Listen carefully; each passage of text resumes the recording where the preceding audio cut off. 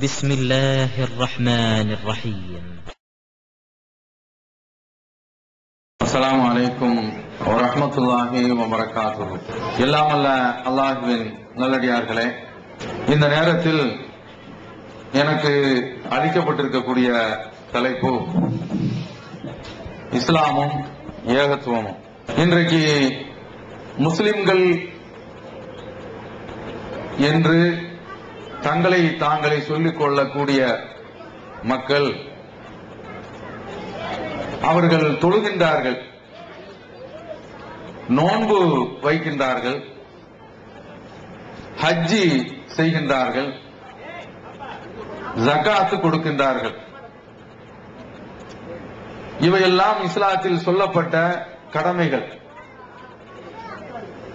இந்த கடமைகளை செய்யக்கூடியவர்கள் முஸ்லிம்கள், இதில் எந்த விதமான மாற்று கருத்தும் கிடையாது. முஸ்லிம்கள் என்றால் அல்லாஹ்விற்கு கட்டுப்பட்டவர்கள், இறைவனுடைய ஆணைக்கு அடிபணியக்கூடியவர்கள் என்பது பொருள். இவர்கள் இதையெல்லாம் சரியாக செய்கின்றார்கள், இதில் எந்த ஒரு குறைபாடும் வைப்பதில்லை. ஆனால் இஸ்லாம் சொல்லக்கூடிய கடவுள் கொள்கையில் முஸ்லிம்கள் இன்றைக்கு சரியான வழிகாட்டல் இல்லை. கடவுள் கொள்கையில் அவர்கள் தடம் புரண்டு போய்விட்டார்கள். இஸ்லாமிய மார்க்கம்தான் உலகத்திற்கு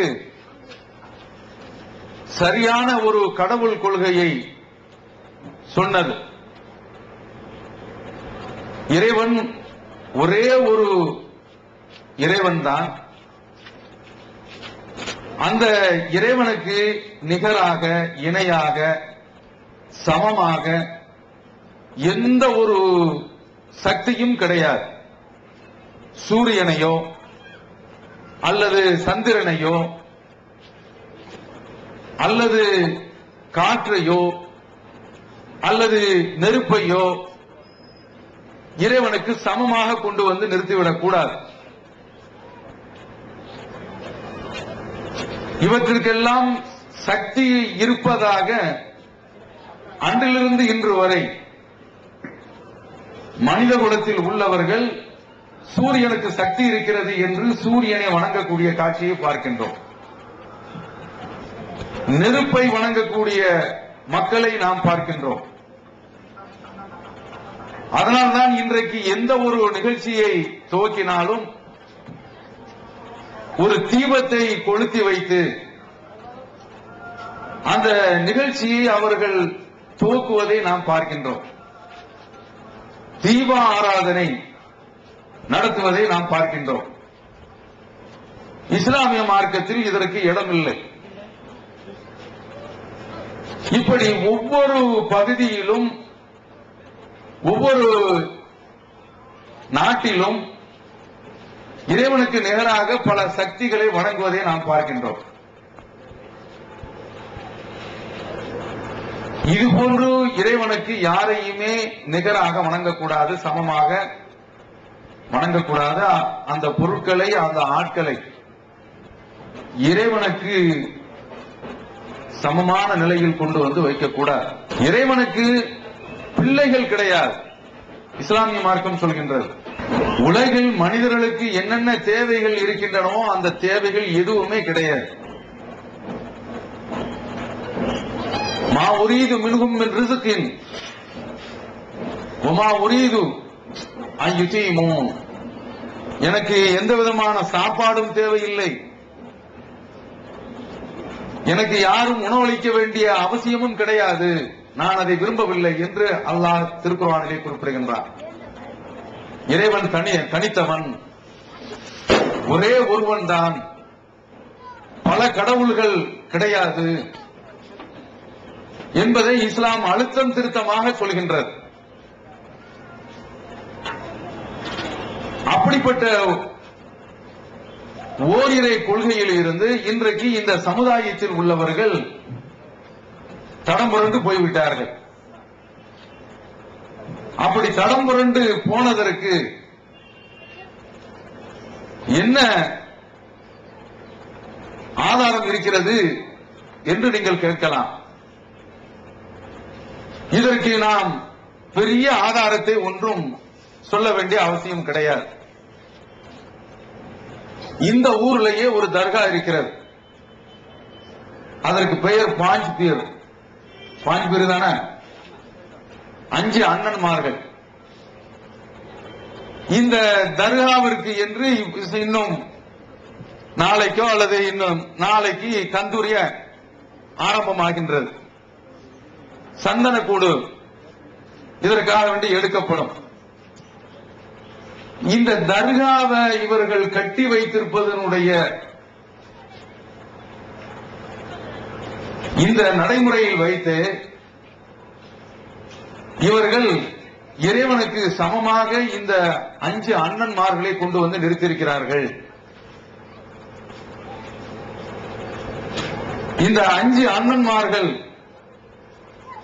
இறந்து போனவர்கள். இறந்து போனவர்களை வழிபடக்கூடிய அவர்களிடத்தில் போய் இவங்க இறந்து போன ஆட்களிடத்தில் சில பிரார்த்தனைக்கு வைப்பார்கள். ஆண்களிடத்திலும் இருக்கிறது, பெண்களிடத்திலும் இருக்கிறது இந்த நம்பிக்கை. எனக்கு பிள்ளை வேண்டும் என்று யார்கிட்ட போய் கேட்பாங்க? அந்த தர்காவில் அடக்கமாயிருக்கக்கூடிய அந்த மகான் இடத்துல. அவர் பிள்ளை கொடுக்கக்கூடிய டிபார்ட்மெண்ட உள்ளக்க வச்சிருக்கிறாரா? அந்த துறை அங்கு இருக்கிறதா என்று கேட்டால் கிடையாது. அவர் கண்மூடி நாளாயிடுச்சு, மண்மூடி போயாச்சு. அவர் எழுந்து வரவே மாட்டார். வெளியில என்ன சமாச்சாரம் நடக்கின்றது, என்ன சங்கதி நடக்கின்றது என்பது அவருக்கு தெரியவே செய்யாது.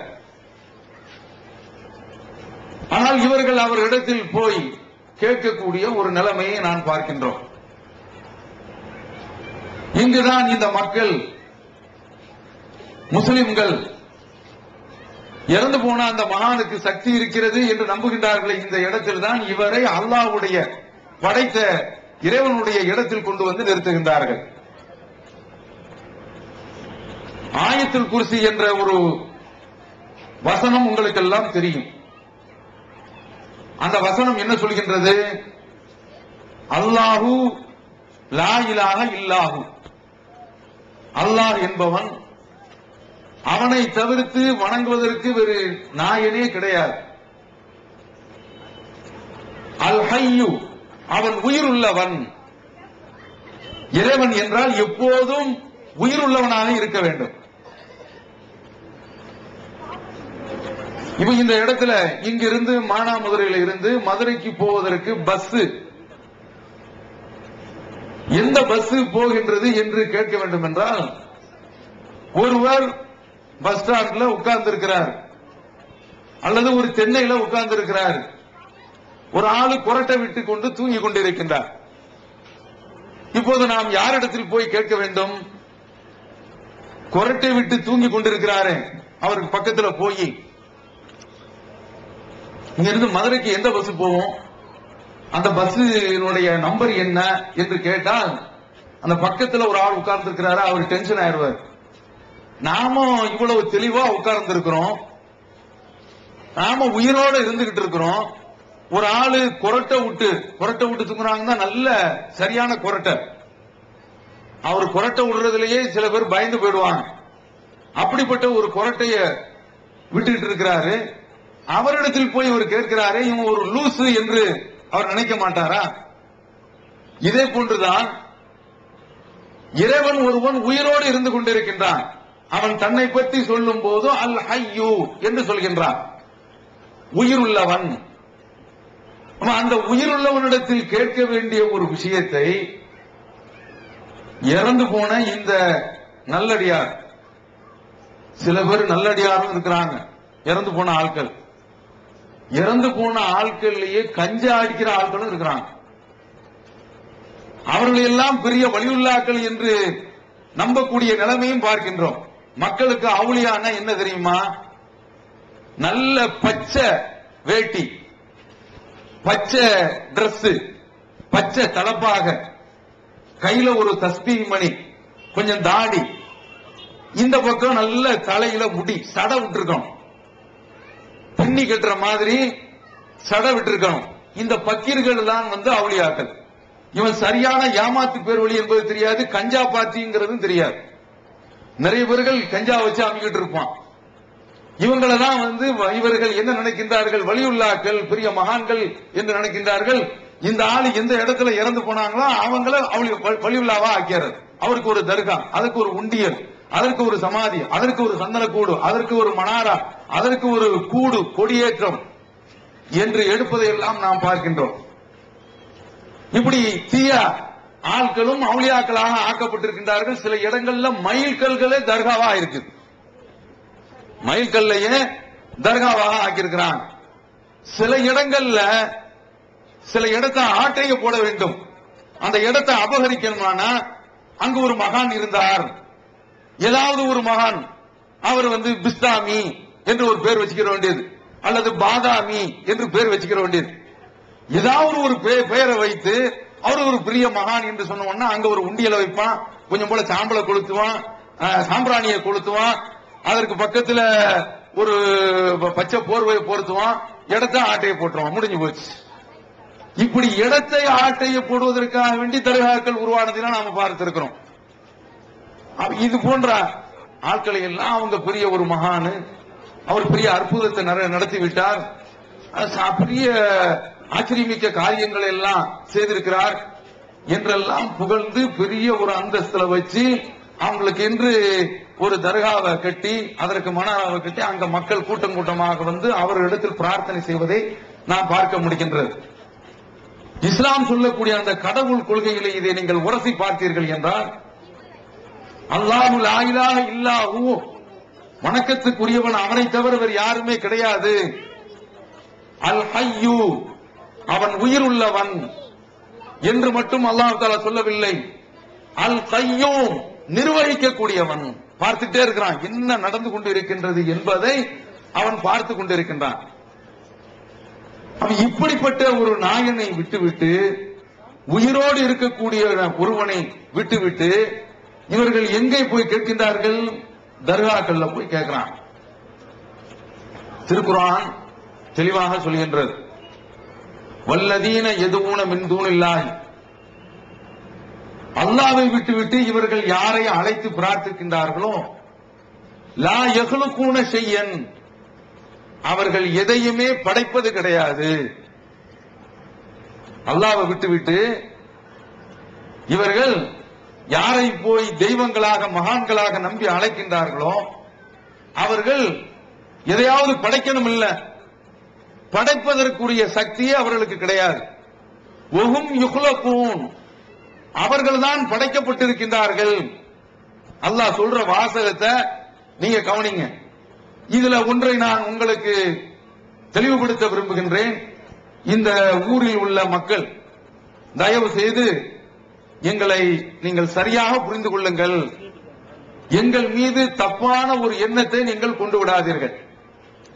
நாங்கள் இந்த கூட்டத்தை இங்கு போடுகின்றோம் என்றால், இந்த ஊரில் உள்ள சகோதரர்கள் இப்படிப்பட்ட ஒரு கூட்டத்தை ஏற்பாடு செய்திருக்கின்றார்கள் என்றால் அதற்குரிய காரணம், நாளை மறுமையிலே இப்படிப்பட்ட ஒரு தீமை நடந்து அந்த தீமையை நாங்கள் கண்டும் காணாதவர்களாக இருந்தோம், இந்த தீமையினுடைய விபரீதத்தை பற்றி சொல்லவில்லை என்று இருந்தோம் என்றால், நாளைக்கு மறுமையில இறைவனிடத்துல கண்டிப்பாக நாங்கள் பதில் சொல்ல வேண்டிய நிலையில் இருக்கின்றோம்.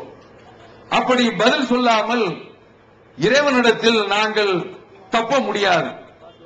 அவன் இதற்கு என்று தண்டனையை கொடுத்து விடுவான் என்ற ஒரு பயத்தினுடைய அடிப்படையில் தான் உங்களிடத்தில் இந்த செய்தியை நாங்கள் சமர்ப்பிக்கின்றோம். வேறு எந்த விதமான உலகாயுத நோக்கம் கிடையாது. நாங்கள் இங்கு வந்து பேசுகின்றோம் என்றால், பேசக்கூடிய எங்களுக்கு என்று எந்த ஒரு காணிக்கையும் இவர்கள் தரப்போவது கிடையாது. போக்குவரத்திற்கு என்று அந்த கட்டட செலவை தருவார்கள், அதைத்தான் நாங்கள் வாங்குவோம். இதை தவிர்த்து வேறு எந்த ஒரு அன்பளிப்போ எதுவுமே கிடையாது. இதை நீங்கள் புரிந்து கொள்ள வேண்டும். இது மிகப்பெரிய ஒரு பாவம் என்பதை சுட்டிக்காட்ட வேண்டும் என்பதற்காக வேண்டித்தான் இந்த கூட்டம். அல்லாஹ் எல்லா பாவத்தையும் மன்னித்து விடுவான். அவனுக்கு நிகராக சமமாக யாரையாவது வணங்கிவிட்டால் அவனுக்கு செலுத்த வேண்டிய வணக்கத்தை அவனுடைய படைப்புகளுக்கு செலுத்திவிட்டால் இந்த பாவத்தை இறைவன் ஒருபோதுமே மன்னிக்க மாட்டான். மிகப்பெரிய ஒரு தண்டனை. அதனால்தான் இதை எச்சரிப்பதற்காக வேண்டித்தான் இந்த கூட்டத்தை இந்த சகோதரர்கள் ஏற்பாடு செய்திருக்கின்றார்கள். இதை தவிர்த்து வேறு எந்த ஒரு நோக்கமும் எங்களுக்கு கிடையாது. அந்த அடிப்படையில் இந்த விஷயத்தை நாம் அணுகுவோம். இறைவன் சொல்கின்றான், வல்லதீன எதுவுன மின் தூனில்லாஹி, அல்லாஹ்வை விட்டுவிட்டு இவர்கள் யாரை அழைக்கின்றார்களோ லா யஹ்லுகூன ஷையன், அவர்கள் எதையுமே படைக்கவில்லை. இறைவன் இன்னொரு இடத்தில் சொல்கின்றான், யஸ்லுபுஹுமு துபாவு ஷையன், அவர்களுடைய உடல்ல இருந்து ஒரு ஈ ஏதாவது அவங்க மேல ஊற்றப்பட்டிருக்கக்கூடிய, அவங்களுடைய கபூர்ல போர்த்தப்பட்டிருக்கக்கூடிய ஏதாவது ஒரு பிசிற, ஒரு எல்முனை அளவுள்ள பொருளை கவர்ந்து சென்று விட்டால் லா யஸ்தன்கிது, அதை அவர்களால் பிடுங்க முடியாது. நாமாவது ஏதாவது இன்றைக்கு ஒரு கொசு வந்து உட்கார்ந்த உடனே அப்படி ஒரு அடி அடிக்கிறோம். கொசு தப்புறது நம்ம தொடையில தான் அடி விழுது. அது ஜெண்டிலா போடா நீ என்ன அடிக்க முடியலன்னு ஓடி விடுகின்றது. அவன் இந்த கொசுவு இறந்து போன ஆட்கள் அவர்களுடைய அந்த கபூர்ல போய் எதையாவது கவர்ந்து சென்று விட்டால் அதை அவர்களால் காப்பாற்ற முடியுமா? இதை நாம் சிந்தித்து பார்க்க வேண்டும். இதைத்தான் இறைவன் சொல்கின்றான். அதை அவர்களால் திரும்ப பெற முடியாது, காப்பாற்ற முடியாது. ஆஃப்டர் ஆல் ஒரு ஈயிலிருந்து ஒரு பொருளை திரும்ப பெற முடியவில்லை. தங்களிடத்திலிருந்து பறிக்கப்பட்ட ஒரு பொருளை காப்பாற்ற முடியவில்லை எனும் போது இவர்கள் உங்களுக்கு எந்த விதமான பாதுகாப்பையாவது தருவார்களா? சிந்தித்து பாருங்கள் என்று சொல்கின்றான். சிந்தித்து பாருங்கள் என்று இறைவன் சொல்கின்றான். அல்லாஹ் மிக தெளிவாக குறிப்பிடுகின்றான். வல்லதீன எதுவுன மின் தூனில்லாஹி அம்வாத்துன், இவர்கள் அல்லாஹ்வை விட்டுவிட்டு யாரை அழைக்கின்றார்களோ அவர்கள் லா யஹ்லுகூன ஷையன், எதையுமே அவர்கள் படைக்கவில்லை. வஹும் யுஹ்லகூன், அவர்கள் தான் படைக்கப்பட்டிருக்கின்றார்கள். அம்வாத்துன் கைரு அஹ்யா, என்ன மாதிரி திருக்குர்ஆன் விளக்கத்தை கொடுக்கின்றது என்று பாருங்கள். நாம பேசும்போது பகல் நேரம் என்று சொல்றோம். இப்படி சொல்லும் போது பகல் நேரங்க, இரவு நேரம் கிடையாது அப்படின்னு சொல்ல வேண்டிய அவசியமா? பகல்ல பேசிக்கிட்டு இருக்கும் போது நல்ல சூரிய வெளிச்சம் விழுந்து கொண்டு இருக்கின்றது. அந்த நேரத்தில் நாம இது பகலு இரவு கிடையாதுங்க அப்படின்னு சொன்னா நாம கொஞ்சம் ஒரு மாதிரியாக கூட பார்ப்போம். அத போல இரவு நேரம் வந்து விட்டது. இரவு நேரம் என்றாலே சூரியன் மறைந்தால்தான் இரவு நேரம். அந்த நேரத்தில் இப்ப இது இரவு நேரம். இந்த இரவு நேரத்தை பற்றி நாம் சொல்லும் போது இது இரவு நேரம், பகல் கிடையாது என்று சொல்ல வேண்டிய அவசியமா? கிடையாது. ஆனால் இறைவன் சொல்கின்றான், வல்லதீன எதுவுன மின் தூனில்லாஹி, அல்லாஹ்வை விட்டுவிட்டு இவர்கள் யாரை அழைக்கின்றார்களோ லா யஹ்லுகூன ஷையன், எதையுமே இவர்கள் படைக்க மாட்டார்கள். வஹும் யுஹ்லகூன், இவர்கள் தான் படைக்கப்பட்டிருக்கின்றார்கள். அம்வாத்துன், இறந்தவர்கள். கைரு அஹ்யா, உயிர் இல்லாதவர்கள், உயிரற்றவர்கள். இந்த அம்வாத் இறந்தவர்கள் என்று சொல்லிவிட்டு அதற்கு அடுத்து அதற்கு விளக்கமாக உயிர் இல்லாதவர்கள் என்பதையும் சேர்த்து சொல்கின்றான். ஏன் தெரியுமா? மதரசாவில் நாங்கள்லாம் 7 வருஷம் ஓதி இருக்கிறோம்.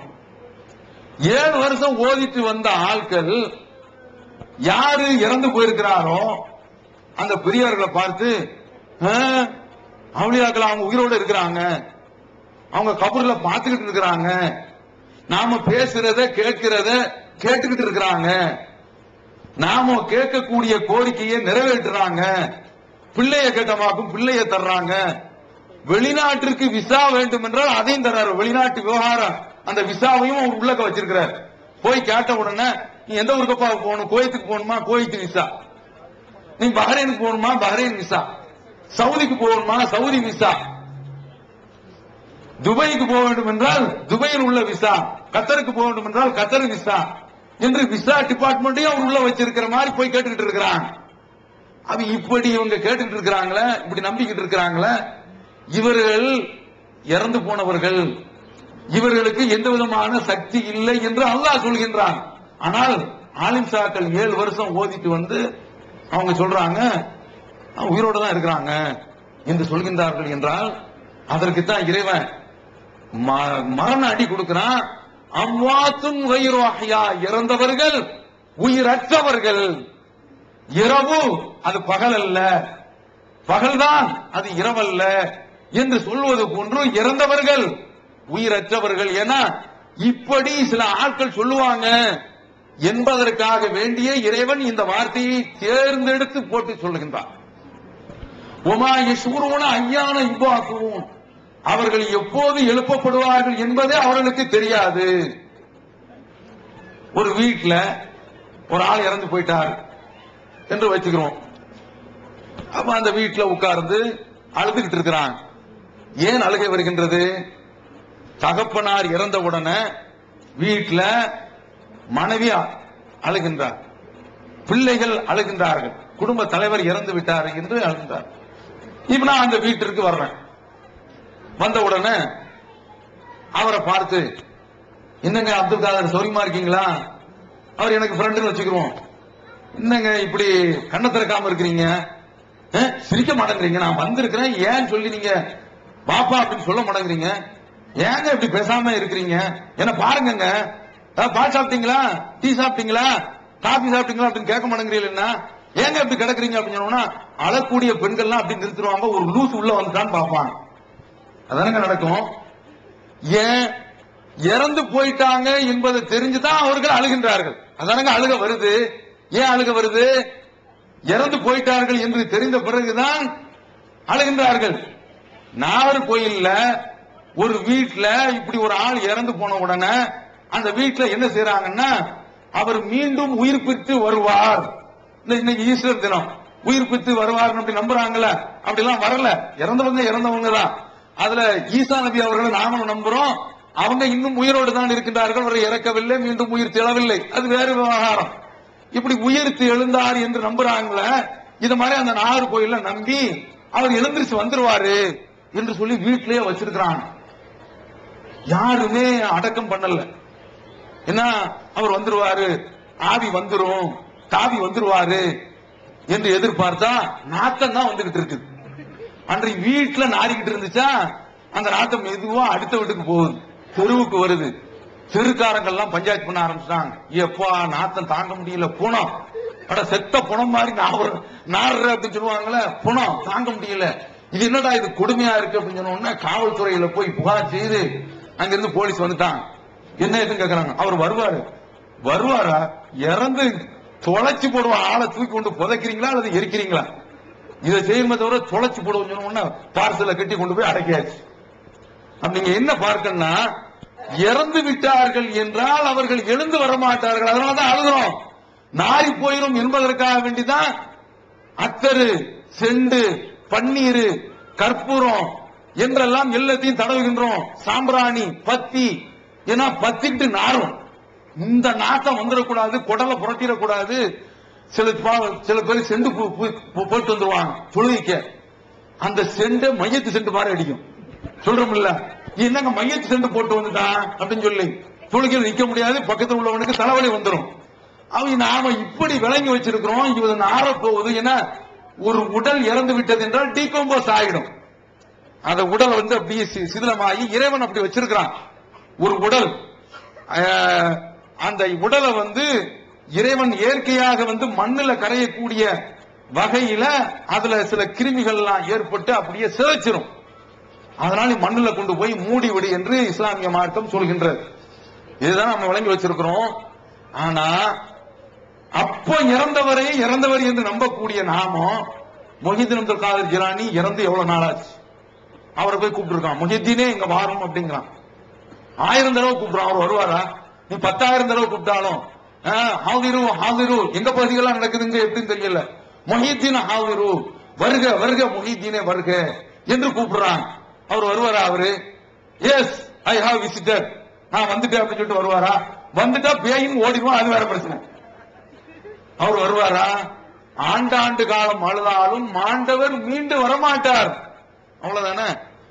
ஒருவர் இறந்து விட்டார் என்றால் உடனே மனைவி அவங்க இதா இருக்கணும். அதெல்லாம் நடக்குது இல்ல. சொத்து பாகப்பிரிவினை நடக்க வேண்டும். இதெல்லாம் எதை காட்டுகின்றது? ஒருவர் இறந்து போய்விட்டார் என்பதை தெளிவாக உணர்த்துகின்றது. ஆனா இவங்க என்ன நம்புறாங்க?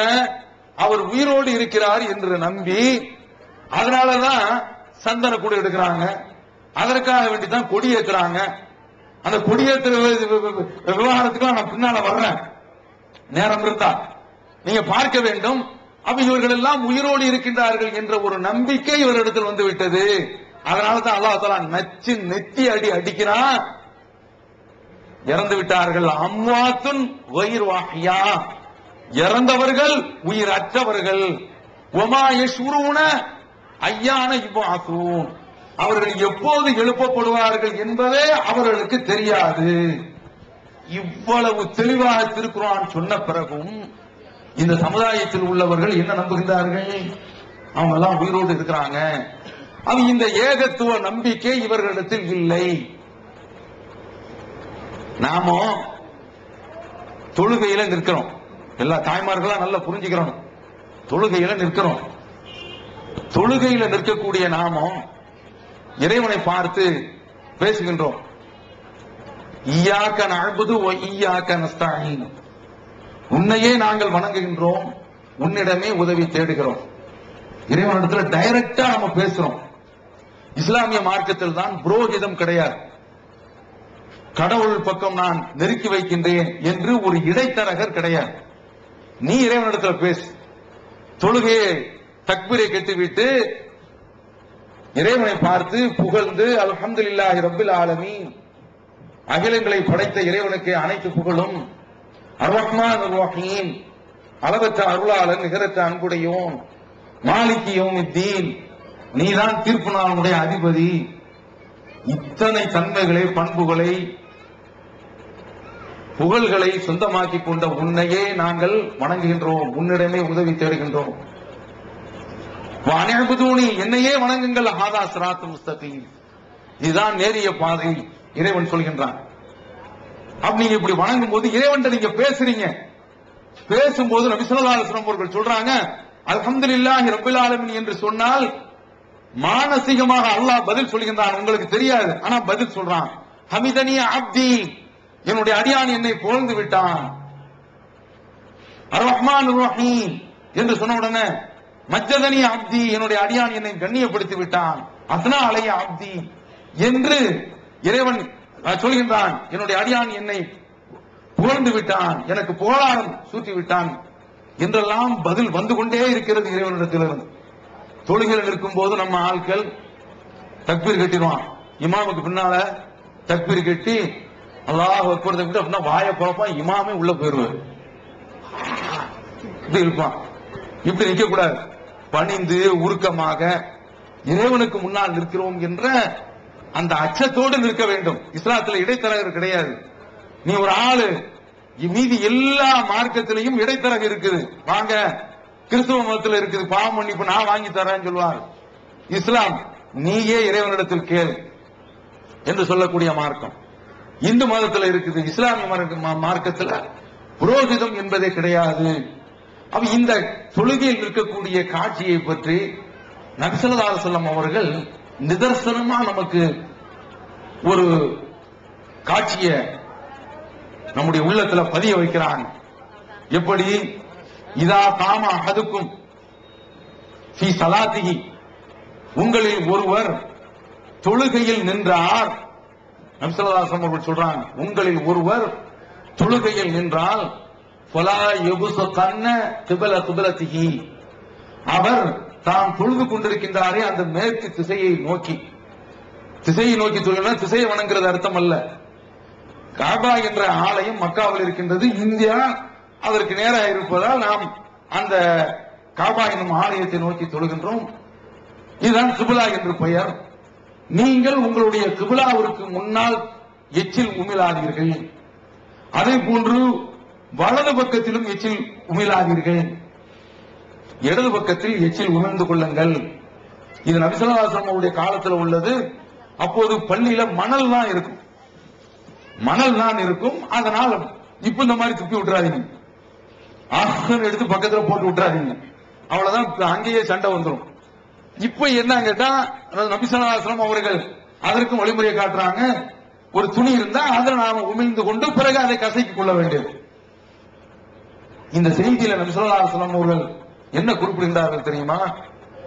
இன்னஹு யுனாஜி ரப்பஹு, இவர் தன்னுடைய இறைவனிடத்தில் உரையாடுகிறார். நமக்கு முன்னால ஒருவர் பேசி நிற்கிறார். ஒரு முதலமைச்சரை பார்க்க போயிருக்கிறோம். அவருக்கு முன்னால இருந்து ஆஹோ அப்படின்னா அவர் பிஏ கூப்பிட்டு முதல்ல வெளியில அனுப்பி விட்டுருங்க அப்படின்றார். அப்போ நாம நமக்கு முன்னால் உள்ள ஒருவரிடத்தில் பேசும்போது இதே போன்று எச்சில் எல்லாம் உமிழ மாட்டோம். அப்படி இறைவனுக்கு முன்னால் நிற்கின்றாய். அப்படி நிற்கக்கூடிய தருணத்தில் நீ அவனிடத்தில் உரையாடுவதன் காரணத்தால் நீ அந்த கிபிலா திசையை நோக்கி எச்சில் உமிழ்ந்து விடாதே, சளி துப்பி விடாதே என்று நபி ஸல்லல்லாஹு அலைஹி வஸல்லம் அவர்கள் சொல்லி நமக்கு என்ன சொல்றாங்கன்னா, நமக்கு முன்னால் இறைவன் இருக்கிறான் என்ற சிந்தனையை நமக்கு கொண்டு வருகின்றார்கள். அதனாலதான் தொழுகையில நாம நிற்கும் போது நமக்கு இடையில யாருமே குறுக்க போகக்கூடாது. தொழுது முடிக்கின்றவரை சஜதா நம்முடைய நெற்றி வைக்கிறவங்கள அந்த எல்லை வரை யாருமே குறுக்க போகக்கூடாது. யாராவது குறுக்க வந்தா அடிச்சாலும் தப்பு இல்லைங்கிற அளவு நபி ஸல்லல்லாஹு அலைஹி வஸல்லம் அவர்கள் சொல்றாங்க. அந்த அளவுக்கு குறிப்பிடுகின்றார்கள். நாம் இறைவனிடத்தில் ரெண்டு பேர் பேசிக்கிட்டு இருக்கோம். இந்த ஊர் தலைவர் அல்லது நம்ம இந்த ஜமாத் தலைவர்கிட்ட நான் பேசிக்கிட்டு இருக்கேன். ஒருவன் அப்படி சுத்தி போறதுக்கு பதிலாட்டு ரெண்டு பேருக்கு இடையில வந்து குறுக்க போனா இவன் லூஸ், இவன் விடக்கூடாது, அடிச்சுவோம் இல்ல. அப்ப அது மாதிரிதான் இறைவனுக்கு முன்னால் நிற்கின்ற போது யாரும் அப்படி குறுக்க போகக்கூடாது என்று நமக்கு என்ன சிந்தனையை ஊட்டுகின்றார்கள் என்றால், நீ இறைவனுக்கு முன்னால் நிற்கின்றாய். அந்த தாபுத ரப்பக்க அன்னக்க தரா, இறைவனை நீ பார்ப்பது போன்று வணங்க வேண்டும். இல்லம் தக்கும் தரா, நீ அவனை பார்க்கவில்லை என்றாலும் அவன் உன்னை பார்க்கின்றான் என்ற அடிப்படையில் நீ வணங்கு என்று சொல்லி இறைவன் நம்மை பார்த்து கொண்டிருக்கின்றான். அவனிடத்துல கேட்கிறோம், நீங்க கேளுங்க என்று ஸல்லல்லாஹு அலைஹி வஸல்லம் அவர்கள் நமக்கு சொல்லி தர்றாங்க. அவ நமக்கு இப்படி இறைவன் அண்மையில ஒரு நாளைக்கு 5 தடவை 5 தடவையில 17 ரக்காத்துக்கள்ல கண்டிப்பாக சூரத்துல் ஃபாத்திஹாவை நாம் ஓதியே ஆக வேண்டும். அப்படி ஓதுகின்ற பொழுது 17 தடவை இறைவனிடத்தில் நாம் உதவியை கேட்கின்றோம். இது அல்லாமல் வெளியிலையும் கேட்கலாம். இப்படி கேட்கக்கூடிய நாமோ வெளியில் போய் கேட்க வேண்டிய அவசியமா, ஏதாவது நிர்பந்தம் இருக்கிறதா? ஒருபோதும் கிடையாது. இந்த இறைவனிடத்தில் நாம் கேட்டுக்கொண்டிருக்கின்றோம், பிரார்த்தித்துக் கொண்டிருக்கின்றோம். இதை விட்டு இன்றைக்கு இந்த மக்கள் இறந்து போன ஆள்கிட்ட கேட்கிறான், நீ என்னிடத்துல கேள்வி அப்படின்னு இறைவன் சொல்றான். இறைவன் நாமம் உதாரணத்திற்கு எடுத்துக்கிறோம். எனக்கு முதலமைச்சர் நெருங்கிய பழக்கம், அப்பாயின்மெண்ட் இல்லாமலே அவங்கள்ட்ட வந்து முதல்லையே ஒரு அனுமதி பெறாமலேயே எப்ப வேண்டுமானாலும் முதலமைச்சரை நான் பார்க்கிறதுக்கு வாய்ப்பு இருக்கிறது என்றால், நான் போய் ஒரு எம்எல்ஏ காக்கா பிடிச்சு என்னை அம்மாட்ட கொண்டு போயிருங்க அப்படின்னு நான் சொல்ல வேண்டிய அவசியமா? கிடையாது. அவங்க தான் என்னிடத்துல வரணும். அம்மாட்ட போனா என்னையும் கூப்பிட்டு போங்க என்று சொல்லுவாங்க. அதான நடக்கும். அப்ப நாம இறைவனிடத்தில் நேரடியாக பேசும்போது நமக்கு எதற்கு இடையில இந்த ஆலிம்சா என்ற இந்த இடைத்தரகு நமக்கு தேவையா? புரோக்கர் நமக்கு தேவையா? ஏஜென்ட் நமக்கு தேவையா? தேவையே கிடையாது. இறைவனிடத்தில் நாம் கேட்க வேண்டும். அவன் தருவதற்கு தயாராக இருக்கிறான். உதுஊனி அஸ்தஜிபுலக்கும், என்னிடத்தில் கேளுங்கள், நான் உங்களுக்கு பதிலளிக்கிறேன் என்று சொல்கின்றான். அதானே? அப்ப அப்படிப்பட்ட ஒரு இறைவனிடத்தில் நாம நிற்கும் பொழுது நமக்கு இடைத்தரகே தேவையில்லை. தாய்மார்கள் இருப்பதால் புகாரில் வரக்கூடிய ஒரு ஹதீஸை சொல்கின்றேன். உங்களுக்கு எல்லாம் தெரியும், இப்ராஹிம் நபி அவர்கள். இவர்கள் யார்? அவர்கள் ஏகத்துவ இமாம். சும்மா அவுஹைனா இலைக்க அனித்தபி மில்லத்த இப்ராஹிம ஹனீஃபா, நபியே உங்களுக்கு நாம் செய்தி அறிவிக்கின்றோம், நீங்கள் இப்ராஹிமை அவர்களுடைய மார்க்கத்தை நீங்கள் பின்பற்ற வேண்டும் என்று அல்லாஹ் கட்டளையிடுகின்றான். உலகத்தில் இன்றைக்கு யூதர்களும் கிறிஸ்தவர்களும் முஸ்லிம்களும் சேர்ந்து மதிக்கின்ற ஆபிரகாம் என்று முஸ்லிம் அல்லாதவர்களால் அழைக்கப்படக்கூடிய அந்த இப்ராஹிம் நபி அவங்க ஆரம்பத்தில் ஒரே ஒரு இறைவனைத்தான் வணங்க வேண்டும். அந்த மக்கள் சிலைகளை வணங்கிக் கொண்டிருந்தார்கள். அப்படி சிலைகளை எல்லாம் வணங்கக்கூடாது, அந்த சிலைகளுக்கு எந்த விதமான ஒரு சக்தியும் கிடையாது என்று மாபெரும் ஒரு பகுத்தறிவு பிரச்சாரத்தை செய்தவர்கள். அதனால் மிகப்பெரிய சோதனைகளை சந்தித்தவர், நெருப்பு குண்டத்திலே எல்லாம் தூக்கி எறியப்பட்டவர்கள். அப்படிப்பட்ட சோதனை எல்லாம் சந்தித்தவர்கள் அவங்களுடைய ஊர்ல வாழ முடியாது என்று ஆகிவிட்டது. அப்படி வாழ முடியாது என்று ஆன உடனே அவர்களும் அவருடைய துணைவியாரும் அந்த ஊரை விட்டு புறப்பட்டு வேறொரு ஊருக்கு சென்று விடுகின்றார்கள். நாடு துறந்து செல்கின்றார்கள். அப்படி நாடு துறந்து செல்லும் போது இன்னொரு ஊருக்கு போய் சேர்ந்தவுடனே அன்னை சாரா அம்மையாரோடு சென்ற இப்ராஹிம் நபி அவர்கள், சாரா அம்மையார்கள் பார்ப்பதற்கு ரொம்ப அழகாக இருப்பார்கள், ரொம்ப லட்சணமாக இருப்பார்கள். அந்த சாரா அம்மையாரோடு போகும் பொழுது அந்த ஊர்ல உள்ள அரசன் ஒரு வித்தியாசமான அரசன், காமுகன். அவன் மனைவி என்றால் விடமாட்டான், அடைஞ்சுதான் தீருவான். சகோதரி என்றால் விட்டுருவான். இவங்க அந்த ஊருக்கு போன உடனே தகவல் கிடைச்சிருக்கு. கிடைச்ச உடனே அரசன் கூப்பிட்டான், அந்த பெண்ணை அனுப்பி வச்சிரு அப்படின்ட்டான். அவன் இப்ராஹிம் நபி ஏற்கனவே அவரிடத்துல வந்தவர்கள்ட்ட அவங்க சொல்லிட்டாங்க, இவங்க என்னுடைய சகோதரி என்று சொல்லிவிட்டார்கள். சொல்லிட்டு தன்னுடைய மனைவியை பார்த்து சொல்றாங்க, இந்த பூமியில உன்னையும் என்னையும் தவிர்த்து வேறு எந்த இறை நம்பிக்கையாளரும் கிடையாது. பார்த்துக்காங்க, எவ்வளவு பெரிய சோதனை என்று பாருங்கள். இன்றைக்கு தௌஹீத்வாதியாக இருக்கக்கூடியவர்கள் ஊர்களில் ஊர் விளக்கம் செய்யப்பட்டு விட்டால் அடித்து புரண்டு கொண்டு தௌஹீதுங்கிற கொள்கையை விட்டே ஓடி போய்விடுகின்றார்கள். இப்படிப்பட்ட மக்களை நாம் பார்க்கின்றோம். ஆனால் நபி இப்ராஹிம் அலைஹிஸ்ஸலாம் அவர்களுடைய மனைவி இவ்வளவு பெரிய ஒரு சோதனையிலும் அவர்களுக்கு துணை நிற்கின்றார்கள்.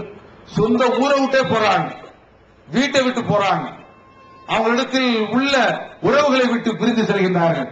அப்படி சென்று அந்த அரசனிடத்துல போய் மாட்டிக் கொள்கின்றார்கள். அந்த நேரத்தில் அவங்க சொல்றாங்க,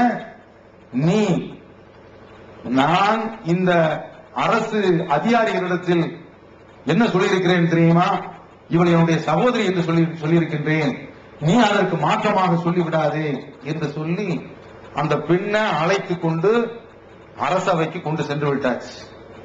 அரசன் தனி அறைக்கும் அந்த அம்மையாரை அழைத்து சென்று விடுகிறான். அப்படி சென்ற நேரத்தில் அவங்க என்ன செய்றாங்க தெரியுமா, தொழுகின்றார்கள், தக்பீர் கட்டி தொழுகின்றார்கள். அப்படி தொழக்கூடிய அந்த நேரத்தில் இறைவனிடத்தில் பிரார்த்தனை செய்கின்றார்கள், இறைவா, என்னுடைய கற்பு என்னுடைய புருஷனுக்கு மட்டும் சொந்தம் என்றால், நாங்க உன்னை நம்பி இருப்பது உண்மையானால் இந்த ஷைத்தானை விட்டு, இந்த கொடூர அரசனை விட்டு என்னை நீ காப்பாற்றி விடு என்று தொழுகையில தொழுதுதான் பிரார்த்தனை செய்கின்றார். அல்லாஹ் திருக்குர்ஆனில் யா அய்யுஹல்லதீன ஆமனூ இஸ்தஈனூ பிஸ்ஸப்ரி வஸ்ஸலாஹ், ஈமான் கொண்டவர்களே, உங்களுக்கு ஏதாவது ஒரு சோதனை ஏற்பட்டு விட்டால் தொழுகையின் மூலமாக நீங்கள் இறைவனிடத்தில் கேளுங்கள், பொறுமையாக இருந்து இறைவனிடத்தில் நீங்கள் கேளுங்கள் என்று அல்லாஹ் சொல்கிறான். தர்காவுக்கெல்லாம் நீங்க போயிடாதீங்க, என்ன அல்லாஹ்விடத்தில் போய் நீங்க கேட்காதீர்கள், இது இறைவன் குர்ஆனில் இடக்கூடிய கட்டளை. இந்த அடிப்படையை தான் அவங்க பின்பற்றி இறைவனிடத்தில் கேட்கிறாங்க. அப்படி அவர்கள் கேட்கக்கூடிய அந்த பிரார்த்தனை அங்கீகரிக்கப்படுகின்றது. தொழுது முடிக்கிறாங்க. அந்த காமுகன், அந்த அரசன் காக்காய் பலிப்பு எடுத்து அப்படியே துடிக்கின்றான். இந்த அம்மையாற்ற கெஞ்சிறான், என்னை விட்டுருமா, நான் இனிமே அந்த தப்பு செய்ய மாட்டேன் என்று சொன்ன உடனே இவங்க என்ன நினைக்கிறாங்கன்னா, நாம கொண்டு போட்டேன்னு வந்துடக்கூடாது, அவன் நாம கொலையாளிங்கிற ஒரு பட்டத்தை சுமக்க வேண்டியிருக்கும், தப்பிக்க முடியாது, இறைவா நீ காப்பாற்று என்று பிரார்த்திக்கின்றார்கள். மீண்டும் அவன் நல்ல நிலையில் எழுந்து விடுகின்றான். எழுந்து சும்மா இருப்பானா? நம்ம ஆட்களை நீங்க பார்க்கலாம், சதாவும் பீடி குடிச்சுட்டே இருப்பான், சதாவும் பீடி குடிச்சுட்டே இருப்பான். இன்றைக்கும் பீடி சிகரெட் குடிக்கக்கூடிய ஆட்கள்லாம் இருக்கிறாங்க. எந்த அளவிற்கு ஒரு மனைவி தன்னுடைய கணவரை பார்த்து சொன்னாராம், இந்த பீடியை விடுங்க அப்படின்னு சொன்ன உடனே அவர் சொன்னாராம், ஏண்டி உன்ன விட்டா விடுவோம், பீடியை விட மாட்டான் அப்படின்னாராம். அப்ப இந்த மாதிரி இந்த பீடியை குடிக்கக்கூடிய ஆட்கள் லொக்கு லொக்குன்னு இருவான். டாக்டர் போய் அவரு ஸ்டெத் வச்சு பாக்குறோம் இருக்கும் மேல பீடியை உடையா விட முடியல சார் அப்படிமா, நீ இப்படியேதான் சாவுவா அப்படிமா. அவங்க ரத்தம் வந்து எடுப்பான், மருந்து இருந்து கொடுத்து எல்லாம் நான் இனிமே விட்டுருவேன் அப்படின்னு சொல்லிட்டு வந்துருவான், சரியாயிரும். சரியானவன ரெண்டாவது பீடி குடிக்க ஆரம்பிச்சிருவான், மீண்டும் ரத்தம் வாந்தி. அவன் டாக்டர், அப்புறம் மருத்துவம் பார்க்கணும் இல்ல, மனிதனுடைய நேச்சரே அதுதான். விட்டுட்டா ரெண்டாவது கிளம்பிடுவான். ஒரு பிடியில இருக்கிற வரைக்கும் தான் சரியா இருப்பான். நாளை முதல் குடிக்க மாட்டேன்னு சத்தியமடி தங்கன்னு சொல்றாங்கல்ல, போதை தெரிஞ்சவனே நம்ம குடிக்க கூடாதுன்னு நினைப்பான். ரெண்டாவது இந்த சைத்தானும் அந்த சின்ரம் வந்தவனா போய் குடிக்க ஆரம்பிச்சிடும். இத மாதிரி இந்த அரசன் கிளம்பிட்டான். கிளம்பி ரெண்டாவது அன்னையார தீண்ட நினைக்கும் போது, சாரா அம்மையாரை நெருங்க நினைக்கின்ற போது இறைவன்கிட்ட மீண்டும் கேட்கிறான். இறைவன் அந்த பிரார்த்தனை ஏற்றுக்கொள்றான். அதே காக்காவளிக்கு சுருண்டு விழுறான். விட்டுருமா, ரெண்டாவது தடவை இனிமே இதுக்கு அடுத்து நான் வரமாட்டேன் அப்படிங்கிறான். இவங்க கேட்கிறான், எழுந்திருச்சாராம்.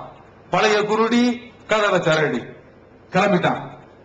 இவங்க கேட்கிறாங்க, மூன்றாவது தடவை இனிமே நான் வரவே மாட்டேன் அப்படின்னு சொல்லிட்டு கடைசியில உண்மையிலேயே இப்போது ஏவலாளர்களை கூப்பிட்டு காவலாளர்களை கூப்பிட்டு, வேண்டாங்க வாங்கடா, நீ பெண்ணை பிடிச்சு வந்திருக்கிய பேய பிடிச்சு வந்திருக்கீங்கடா என்று கேட்டு அவங்களை அப்படியே அனுப்பும் போது ஹாஜர் என்ற ஒரு பெண்மணியும் ஒரு அடிமை பெண்ணையும் சேர்த்து அன்பளிப்பாக கொடுத்து, போயிட்டு வாமா நல்லா இருப்ப, இனிமேல் இந்த பக்கம் வந்துடாது, நானும் உன்னை கூப்பிட மாட்டேன் என்று சொல்லி அனுப்பி வைத்திருக்கின்றான். அந்த ஹாஜர் அம்மையாருடைய வழியில தான் இஸ்மாயில் அலைஹிஸ்ஸலாம் அவர்கள் பிறந்து, அந்த சந்ததியில தான் நம்முடைய கண்மணி நாயகம் முகமது நபி ஸல்லல்லாஹு அலைஹி வஸல்லம் அவர்கள் வந்திருக்கின்றனர். இந்த உலகத்தில் உள்ளவர்கள் எல்லோருமே அவரை தலைவராக ஏற்றுக்கொண்டிருக்கின்றார்கள். பிரமத சமுதாயத்திற்கும் அவர்கள் தான் இறை தூதர்கள், ஏற்றாலும் மறுத்தாலும் அவர்கள் தான் தூதர். அந்த தூது செய்தியும் எடுத்துரைப்பதுதான் இந்த கூட்டத்தினுடைய நோக்கம். இப்போது நாம் பார்க்கின்றோம், இந்த பெண்மணி இறைவனிடத்தில் கையேந்தி தொழுகையில் கேட்டார்கள். இந்த தொழுகையில் கேட்ட அவர்கள் அதில் இன்னொரு அந்த சம்பவத்தை நாம பார்க்கிறோம். அங்கிருந்து வர்றாங்க, தப்பிச்சு வர்றாங்க. தப்பிச்சு வரும்போது புருஷனார் இப்ராஹிம் அலைஹிஸ்ஸலாம் அவர்கள் தொழுகையில் நிற்கிறாங்க.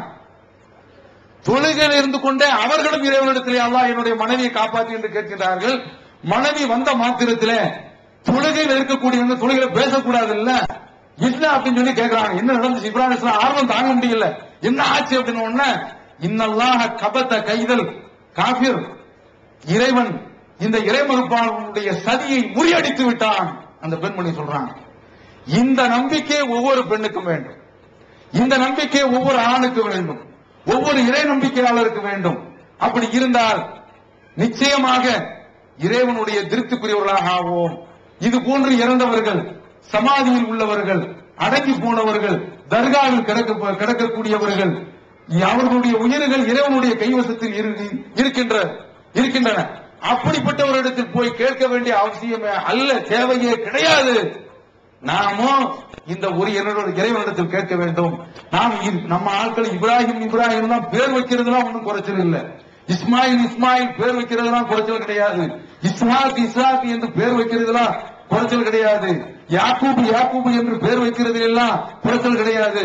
அவங்க கூட கிறிஸ்தவர் கூட பேர் வச்சு ஈசா, அவங்க கூட யாக்கூபுக்கு ஜாக்கப் அப்படின்னு பேர் வச்சிருக்கிறாங்க. அவங்க கூட யூனுஸுக்கு ஜோன்ஸ் சொல்லி பேர் வச்சிருக்கிறாங்க. பேர் வைக்கிறதுலாம் ஒன்றும் குறைச்சல் இல்லை. அந்த கொள்கையினுடைய அடிப்படையில் நடக்கிறதில்ல. இன்றைக்கு இந்த முஸ்லிம்கள் தொழுகையெல்லாம் நிறைவேற்றி விடுகின்றார்கள். ஆனால் இந்த ஏகத்துவ கொள்கை அவரிடத்தில் இல்லை. அதற்கு தான் இந்த கூட்டம், இஸ்லாமும் ஏகத்துவம் என்ற தலைப்பு இதற்காக வேண்டித்தான் தரப்பட்டிருக்கின்றது. இஸ்லாம் இருக்கின்றது. இஸ்லாம் என்றால் என்ன? இது போன்ற தொழுகை, ஜகாத் இதெல்லாம் இருக்கின்றது. இந்த உமாயூமினு அக்தருக்கும் பில்லா இல்லாஹும் முஷ்ரிக்குன், அவர்கள் அதிகமானவர்கள் இறைவனை நம்புகின்றார்கள், ஆனால் இணை வைத்துக் கொண்டிருக்கிறார்கள். பாக்குறோமா இல்லையா? நம்ம ஆட்கள் பாய்மார்களே நிறைய தாயத்து கட்டிருப்போம். நல்ல ராக்கெட்டா போட்டிருப்போம். யார்கிட்ட படுத்தாலும் சரிதான், இவங்கிட்ட படுக்க கூடாது. என்ன திடீர்னு நைட்ல இருந்துச்சு கையை அவுத்து போட்டு ஓடுவோம், அல்லது வேற ஒரு மாதிரியா சத்தம் போடுவோம். அவன் இது மாதிரியான ஆட்கள். இந்த தாயத்து போடுறதுல ஏதாவது பயன் இருக்க போகின்றதா?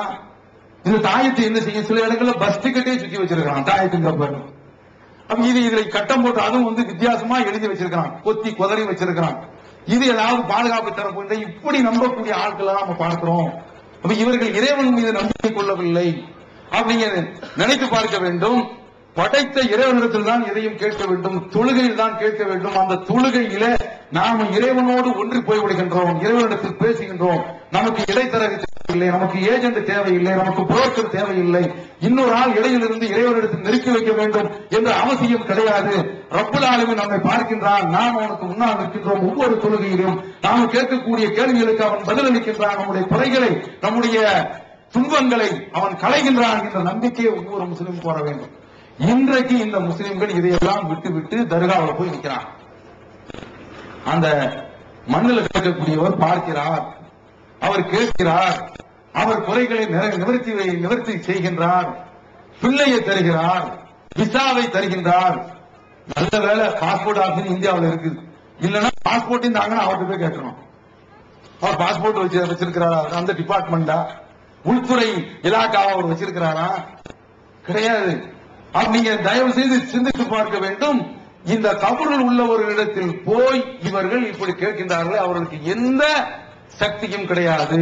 அல்லாஹ் தஆலா கேட்கின்றான், அழகும் அர்ஜுனும் யம்சுனபிஹா, நடக்கக்கூடிய கால்கள் இருக்கின்றனவா? அல்லாஹ் கேட்கிறான் பாருங்க. எழுந்திருச்சு வரணும். தர்காவுல உள்ள உண்டிகளே அப்பிட்டு போயாராம். நைட்டோட நைட்டா அங்க உள்ள கிளாஸ் போயிடறான், அங்க உள்ள குத்து விளக்க தூக்கிட்டு போயாராம், உண்டியலே அடிச்சுட்டு போயாராம். என்ன செய்யறது? உண்டியலை அடிக்கும் போது அவர் கபூர்ல இருந்து இங்க வந்தா அப்படின்னா ஓடிட மாட்டான். அப்படி இவர் என்றைக்காவது இருந்து வந்திருக்கிறாரா? வருவாரா? கருணாநிதி பராசக்தி வசனத்துல எழுதுற மாதிரி அம்பாரா அவள் எப்போது பேசினார் அப்படின்னு கேட்க, அது மாதிரிதான் நம்ம கேட்கிறோம். இஸ்லாம் சொல்றதுதான் அவர் சொல்றாரு. இவர் என்றைக்கு எழுந்து வருவாரு? அட இறந்து போன ஆளுதான், அவர் எழுந்திருச்சு வரமாட்டார். அல்லாஹ் தஆலா கேட்கின்றான், அழகும் அர்ஜுனும் யம்சுனபிஹா அம்லகும் ஐந்தும் யப்சுனபிஹா, அல்லது பிடிக்கக்கூடிய கைகள் இருக்கின்றனவா? அம்லகும் ஐந்தும் யப்சுனபிஹா, அல்லது பார்க்கக்கூடிய கண்கள் இருக்கின்றனவா? அம்லகும் ஆதானும் யஸ்மஉனபிஹா, அல்லது செவிமடுக்கக்கூடிய காதுகள் இருக்கின்றனவா? செவிட்டு பையன் இறந்து போன ஆட்கள் ஒண்ணுமே கேட்காது, காது பஞ்சரா போச்சு, திஞ்சர் ஊத்துனாலும் எழுந்திருக்க மாட்டாங்க. ஏன்டா இவங்கிட்ட போய் கேட்கறீங்க? அருமை சகோதரர்களே, சகோதரிகளே, தயவு செய்து நீங்க சிந்திச்சு பாருங்க. எந்த பள்ளிவாசல்லையாவது எங்காவது பள்ளிவாசல்ல பாட்டு போடுறத நீங்க பார்த்திருக்கீங்களா? போட மாட்டாங்க. பள்ளிவாசல்ல மேலதாளம் கொட்டுறத நீங்க பார்த்திருக்கீங்களா? ஊதி வச்சு ஊதுறத நீங்க பார்த்திருக்கீங்களா? கிடையாது. ஏன்? இஸ்லாமிய மார்க்கம் இசையை தடை செய்து விட்டது. இஸ்லாத்துல இசை கிடையாது. எந்த ஒரு மோசமான ஒரு குடிகார முஸ்லிம் கூட பள்ளிவாசல்ல வச்சு பாட்டு போட மாட்டான். அவனுக்கு நல்லா தெரியும் பள்ளிவாசல்லாம் பாட்டு வைக்க கூடாது, இசை கச்சேரி எதுவுமே கூடாது என்பதை நல்லா தெரிஞ்சு வச்சிருக்கிறான். அப்ப பள்ளிவாசல்ல பாட்டு கச்சேரி வைக்க முடியாது என்பதை நல்ல உணர்ந்திருக்கின்றார்கள். இசையும் இஸ்லாத்துல கிடையாது என்பதை தெரிந்து வைத்திருக்கின்றார்கள். அவன் என்ன நினைக்கிறான்னா, பள்ளி வாசல்ல இது மாதிரி இசையெல்லாம் நாம் வைக்க முடியாது, பாட்டு கச்சேரி வைக்க முடியாது, அதனால இந்த பாட்டு கச்சேரி வைக்கிற மாதிரி பிற சமுதாயத்து மக்களுக்கு மத்தியில அவங்க தேர் எடுக்கிறாங்க, அவங்க இது போன்று கோயில்கள்ல கொட்டடிக்கிறாங்க, அவங்களிடத்தில் இது போன்று பாட்டு கச்சேரிகள் நடைபெறும், வாத்திய கருவிகள் அவரிடத்துல உண்டு, அது அவர்களுடைய மத நம்பிக்கை. இப்ப நாமெல்லாம் இஸ்லாத்திற்கு வந்தவர்கள் தான், அரபு நாட்டில இருந்து குதிச்சவங்க கிடையாது. அவங்க செய்யற மாதிரியே நாமளும் செய்யணும்னு நினைக்கிறாங்க. அதனுடைய ஒரு விபரீதம் தான், அதனுடைய விளைவு தான் தர்காக்கள். நீங்க அரபு நாட்டில் அரபு நாட்டில் நீங்கள் எந்த ஒரு தர்காக்களையும் நீங்க பார்க்க முடியாது. அரபு நாட்டில் இது போன்று பள்ளிவாசல்களிலேயே இசை கச்சேரிகளும் நம்ம நாட்டில் எப்படியோ அதே போன்றுதான் அங்கேயும். இவன் என்ன நினைக்கிறானா, பொதுவாக மக்களிடத்துல மூசா அலைஹிஸ்ஸலாம் அவர்கள் ஒரு உணர்வு உண்டு. அதற்கு மூசா அலைஹிஸ்ஸலாம் அவருடைய சமுதாய மக்களிடத்தில் ஏற்பட்ட ஒரு உணர்ச்சியை, ஒரு ஆசையை உங்களுக்கு நான் எடுத்துக்காட்ட விரும்புகின்றேன். மேற்கோளாக இங்கு சொல்ல விரும்புகின்றேன், காட்ட விரும்புகின்றேன். மூசா அலைஹிஸ்ஸலாம் அவர்கள் அவருடைய சமுதாயத்தை கடல்ல இருந்து காப்பாற்றிட்டாங்க. அப்படி காப்பாற்றி அந்த மக்களை அழைத்து கொண்டு செல்லும் போது சிலைகளை வச்சு வணங்கக்கூடிய மக்களுக்கு மத்தியில போயிட்டு இருக்கும் போது, யா மூசா, இந்த சின்ன பிள்ளைகளை கூப்பிட்டு போகும்போது பொம்மையை பார்த்துட்டு எனக்கு இந்த பொம்மையை வாங்கிதாங்க அப்படின்னு கேட்கிற மாதிரி மூசா அலைஹிஸ்ஸலாமுடைய சமுதாயத்தில் உள்ளவங்க யா மூசா இஜ்அல்னா இலாஹன் கமாலகும் ஆலியா, அவர்களுக்கு கடவுள்கள் இருக்கிற மாதிரி எங்களுக்கும் இந்த சிலைகளை கடவுளா ஆக்கிட்டாங்கிறாங்க. மூசா அலைஹிஸ்ஸலாமுக்கு டென்ஷன் ஆகி போச்சு. என்னடா இது, இப்போதான் இறைவன் கடல்ல இருந்து தண்ணீர்ல இருந்து காப்பாத்துறது சாதாரண விஷயமாங்க? தண்ணீர்ல இருந்து காப்பாத்துறது சாதாரணமான ஒரு விஷயமா? தண்ணீர்ல அவர்களை காப்பாற்றி கொண்டு வந்திருக்காங்க. அந்த அற்புதத்தை எல்லாம், அந்த இறைவனுடைய அருளை எல்லாம் மறந்து விட்டு இவர்கள் எங்களுக்கு இந்த சிலைகளை நீங்கள் கொடுங்கள் என்று கேட்கின்றார்கள். எதனால? இது சிலைகள், இந்த வணக்கங்கள், இதையெல்லாம் பார்த்தால் மனிதனுக்கு அவனை அறியாமலே சில ஆசை வந்துவிடும். அப்படித்தான் இந்த சந்தனக்கூடு, இந்த தர்காவில் நடக்கக்கூடிய இந்த கொட்டுக்கள், மேளதாளங்கள், வாத்தியங்கள் எல்லாமே பிற மதத்தில் இருக்கக்கூடிய அந்த காட்சியை பார்த்து விட்டு நம்முடைய சமுதாயத்திலும் தேவை என்று நினைக்கின்றார்கள். அப்படி புகுத்தப்பட்டதுதான் இந்த கந்தூரிகள், இந்த சந்தனக்கூடுகள், இந்த உண்டியல்கள், இந்த போர்வை போர்த்தல் போன்ற காரியங்கள். இப்படி கொண்டு வந்து பள்ளிவாசல்ல பெண்கள் தொழ வரலாம், மார்க்கம் அதை அனுமதித்திருக்கின்றது. இங்க உள்ள பள்ளியில பெண்கள் தொழ வராங்களா? தௌஹீத் பள்ளியில அங்க வருவாங்க. தௌஹீத் ஜமாத்தை தவிர மீதி மற்ற பள்ளிகள்ல அனுமதி இல்ல. நபிகள் நாயகம் ஸல்லல்லாஹு அலைஹி வஸல்லம் அவருடைய காலத்துல பெண்கள் பள்ளிக்கு தொழ வந்திருக்கின்றார்கள். அதை இந்த சமுதாயம் தடுத்து விட்டது.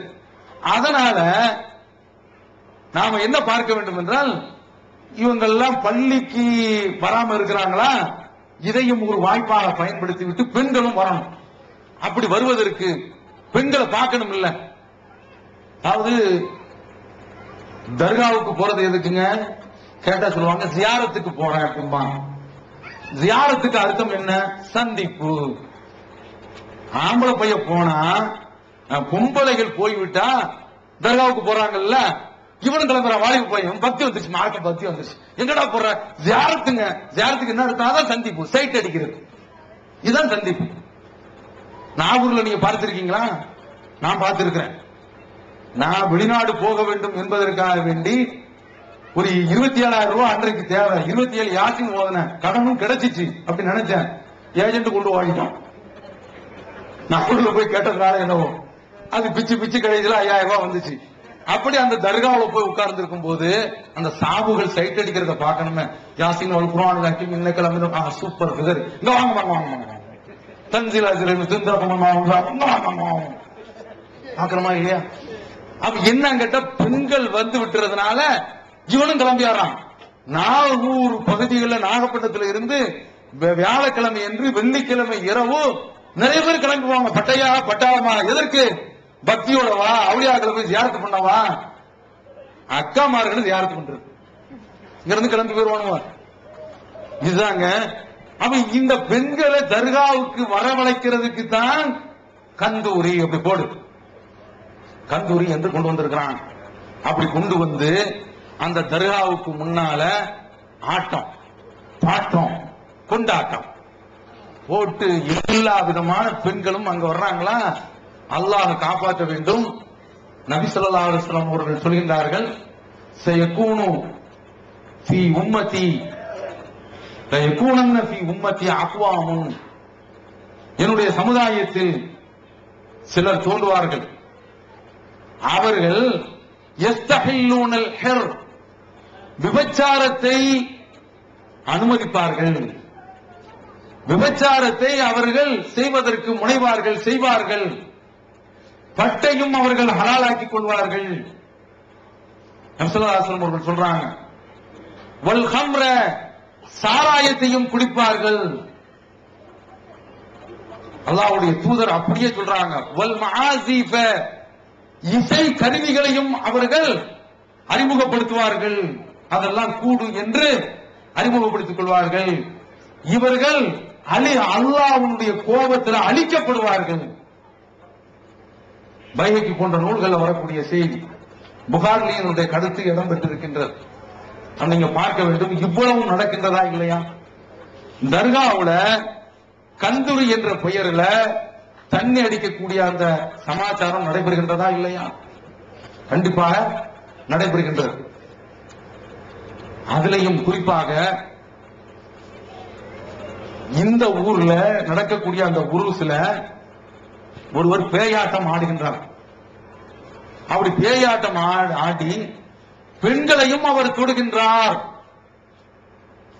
எப்படி இதை அனுமதிக்கிறீங்க? இந்த ஊர் மக்கள், இளைஞர்கள் சுதாரித்து இந்த தீமையெல்லாம் நீங்கள் பிரச்சாரம் செய்து தடுங்கள்.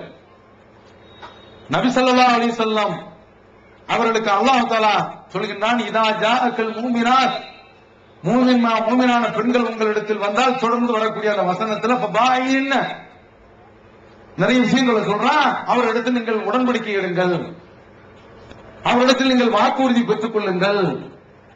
அப்படி வாக்குறுதி பெறும் பொழுது ஆண்களிடத்துல வாக்குறுதி பெறுவதா இருந்தால் கை மேல வச்சு அப்படி எடுக்க சொல்றான். பெண்கள் இடத்துல அப்படி பண்ண முடியுமா? வார்த்தை மூலமாகத்தான்.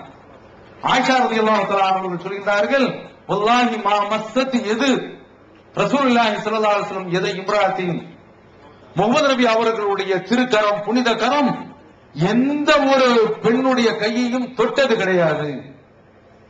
இப்படிப்பட்ட ஒரு மார்க்கத்தில் அந்நிய பெண்ணு, புருஷன் தான் தொட வேண்டிய ஒரு பெண்ணை இவன் புரோகிதன் என்ற பெயரில், இவன் குறி சொல்கின்றன் என்ற பெயரில், சாபு என்ற பெயரில், அஜரத்தி என்ற பெயரில், தர்காவுடைய ட்ரஸ்டி என்ற பெயரில் அந்த பெண்ணுடைய வயிற்று பகுதியை தொடுகின்றான் என்றால் எவ்வளவு ஒரு ஆபாசமான ஒரு காரியம். ஒவ்வொரு மூவினுக்கும் ரத்தம் சூடேற வேண்டிய ஒரு காரியம். வெட்கமாக இல்ல? எப்படிப்பட்ட ஒரு சமுதாயம் இன்றைக்கும். நீங்க சவுதியில நான் பணிபுரிந்திருக்கின்றேன். சூப்பர் மார்க்கெட்ல நான் பணிபுரிந்திருக்கின்றேன். அந்த மார்க்கெட்ல நான் வேலை செய்யும் போது சவுதி தன்னுடைய மனைவியை கார்ல தான் அழைச்சிட்டு வருவோம். நான் கல்லாவில் இருப்பேன். அந்த கார் இப்படி வரும் பொழுது மனைவி இருப்பாங்க. அங்க சவுதியில உள்ள பெண்கள் முகத்தையும் சேர்த்து மூடியிருப்பார்கள், கண்ணு மட்டும்தான் தெரியும். அவன் என்ன செய்வான் தெரியுமா? கல்லாவில் அந்நிய ஆடவனாகி நான் நிற்கின்றேன் என்பதற்காக வேண்டி காரை என்னுடைய கடையினுடைய வாசல்ல நிறுத்த மாட்டான். கொஞ்சம் ஒரு 4 ஸ்டெப் 5 ஸ்டெப் தள்ளி தான் போய் நிறுத்துவோம். அந்த அளவிற்கு தன்னுடைய மனைவியை பிற ஆடவர் பார்த்துவிடக் கூடாது என்பதுல ஒரு வெட்க உணர்வு. இது இஸ்லாம் ஊட்டிய உணர்வு. அதுல கொஞ்சம் அவங்க கூடுதலாக போயிருக்கலாம், அது வேறு விஷயம். அல்லாஹு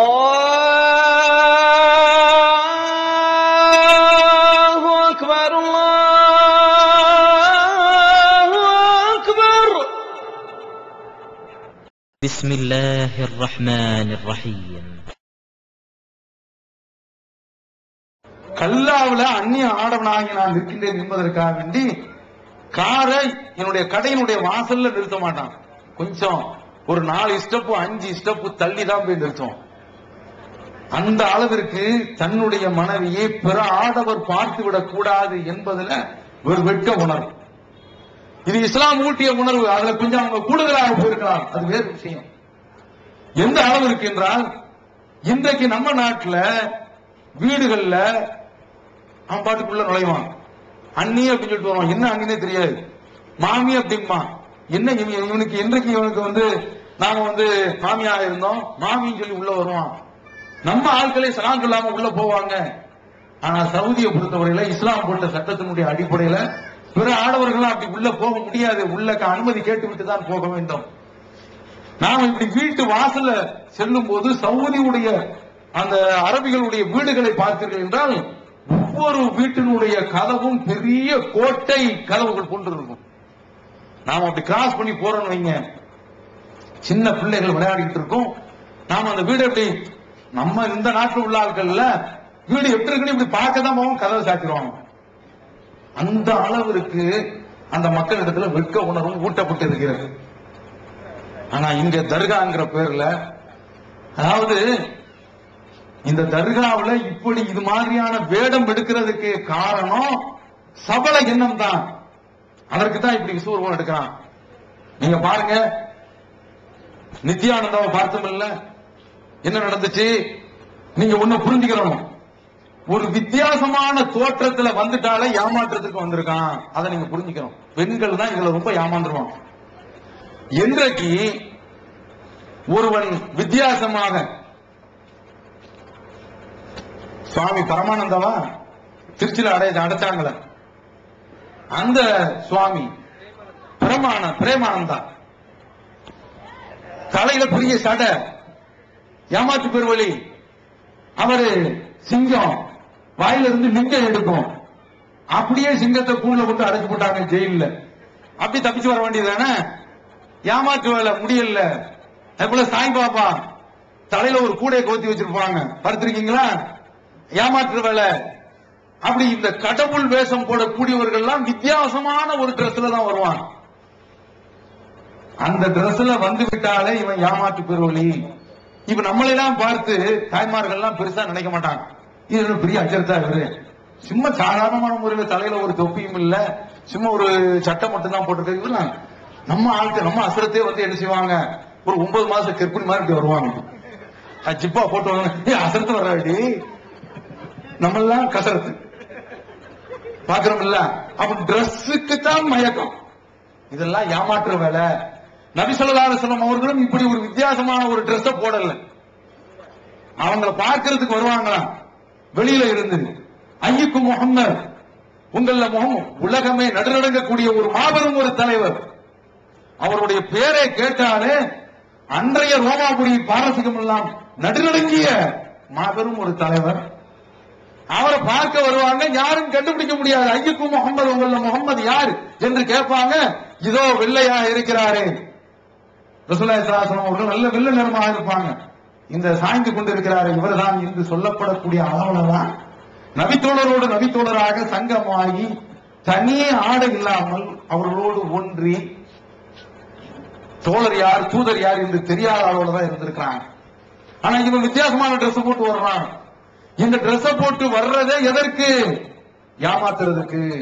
அப்படித்தான் இந்த பூசாரி வேடம் போட்டு, அப்படித்தான் தர்காவுடைய ட்ரஸ்டி என்ற ஒரு வேடத்தை போட்டுக்கொண்டு, ஆலிம் அஜரத் என்ற வேடத்தை போட்டுக்கொண்டு ஆட்டம் போடுறான். இவங்க இடத்துல பெண்கள் போய் நிக்கிறாங்க.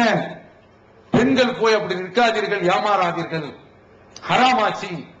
அந்நிய ஆடவர் உங்களுடைய உடலை தொடுவதற்கு மார்க்க அடிப்படையில் தகுதியானவர் உங்களுடைய மகன் உங்களுடைய கையை பிடிக்கலாம், உங்களுடைய தகப்பன் உங்களுடைய கையை பிடிக்கலாம், உங்களுடைய சகோதரர்கள் உங்களுடைய கையை பிடிக்கலாம், உடன் பிறந்த சகோதரர்கள், சித்தப்பாவுடைய சகோதரர் கூட பிடிக்க முடியாது இஸ்லாமிய மார்க்கத்தில். அப்படிப்பட்ட ஒரு மார்க்கத்தில் அந்நிய ஆடவர் இந்த தர்காவில சந்தனக்கூடு என்ற பெயரில் சல்லாப கூடு அதான் நடக்குது. சில பெண்களை பார்த்திருக்கிறோம், பெண்கள் கிட்ட நெருங்கினாலேயே சபலத்தோடு ஒரு சில பேர் பஸ்ல என்ன செய்வாங்க தெரியுமா, நல்ல வயசான பொம்பளை வருவாங்க, கண்டுக்கிறவே மாட்டான். ஒரு லேடி வந்து சும்மா சின்ன வயசு பொண்ணு ஹை ஹீல்ஸ் போயிட்டு வந்து பஸ்ல ஏறிச்சாட்டும், madam please please be seated, ரொம்ப இறக்கம் வந்துருச்சு இவருக்கு. அவன் இந்த பஸ்ல சில பேர் வந்து இடிக்கிறதுக்குனே வருவான். இப்படி ஒரு ஜென்மங்கள் இருக்கிறான். பெண்கள் வந்து அது வரைக்கும் அங்க தள்ளி நிற்போம், ஒரு பெண்ணு ஒரு சீட்ல இருக்கிறவங்க மெதுவா அங்கிருந்து மெதுவா தள்ளிக்கிட்டே வருவான். கண்டக்டர் சொல்லாமலே அவர் அந்த பக்கம் போச்சுன்னா இவர் வேட்ஸ்ல வருவான். ஏன்னா அங்க ஒரு சீட்ல ஒரு பொம்பளை உட்காந்துருக்கு, மெதுவா அப்படி வர்றாங்க. அவன் இது மாதிரியான இந்த சபல புத்தி, இடிக்கிறது பிடிக்கிறது என்பதை பெண்களை தொடர்றது என்பதற்கு என்ற இந்த காம என்ன உள்ளவர்கள் இன்றைக்கு இருக்கிறாங்க. யாரையுமே நீங்க நம்பாதீங்க.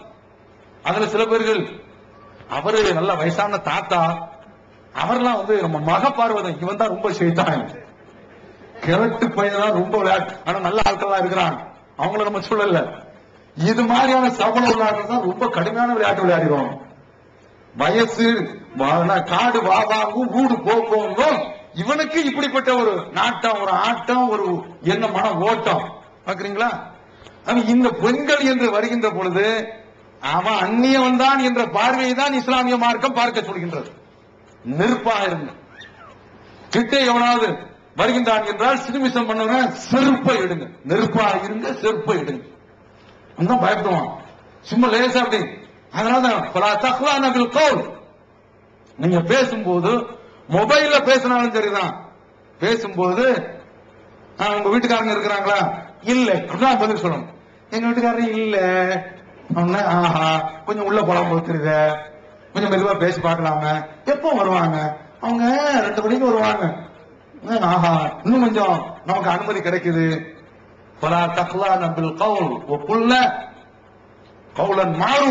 நெத்தி அடியாக அடிங்க அப்படிங்கிறாங்க. சுத்தியல் அடிச்ச மாதிரி அடிக்கணும். எம்மா அடி. போன் எடுத்து பேசணும், யார் பேசுறீங்கன்னு கேட்டா டமார்னு சத்தம் கேட்கணும். அவனுக்கு புருஷன் இருக்கிறாரா? இல்லை. நீ என்னடா இது பயங்கரமான ஆளாக்கும் தெரியுது. அடுத்த கேள்வி கேட்க மாட்டான், நேரடியா போய் பார்த்துக்கணும். அப்படி இருக்கணும். அப்படித்தான் இஸ்லாமிய மார்க்கம் போகுது. தர்காவுல சந்தன கூடுங்கிற பேர்ல இந்த பரதேசி இவன் பெண் சபலம் உள்ளவன், இவன் வேஷம் போடுறான், இவன் பெண்ணை தொடர்றதுக்கு உண்டான திட்டத்துலதான் இதை நடத்துறான். அதற்காக வேண்டிதான் இந்த தர்காக்கள், அதுல சந்தன கூடுகள் ஏற்பாடு செய்யப்படுது.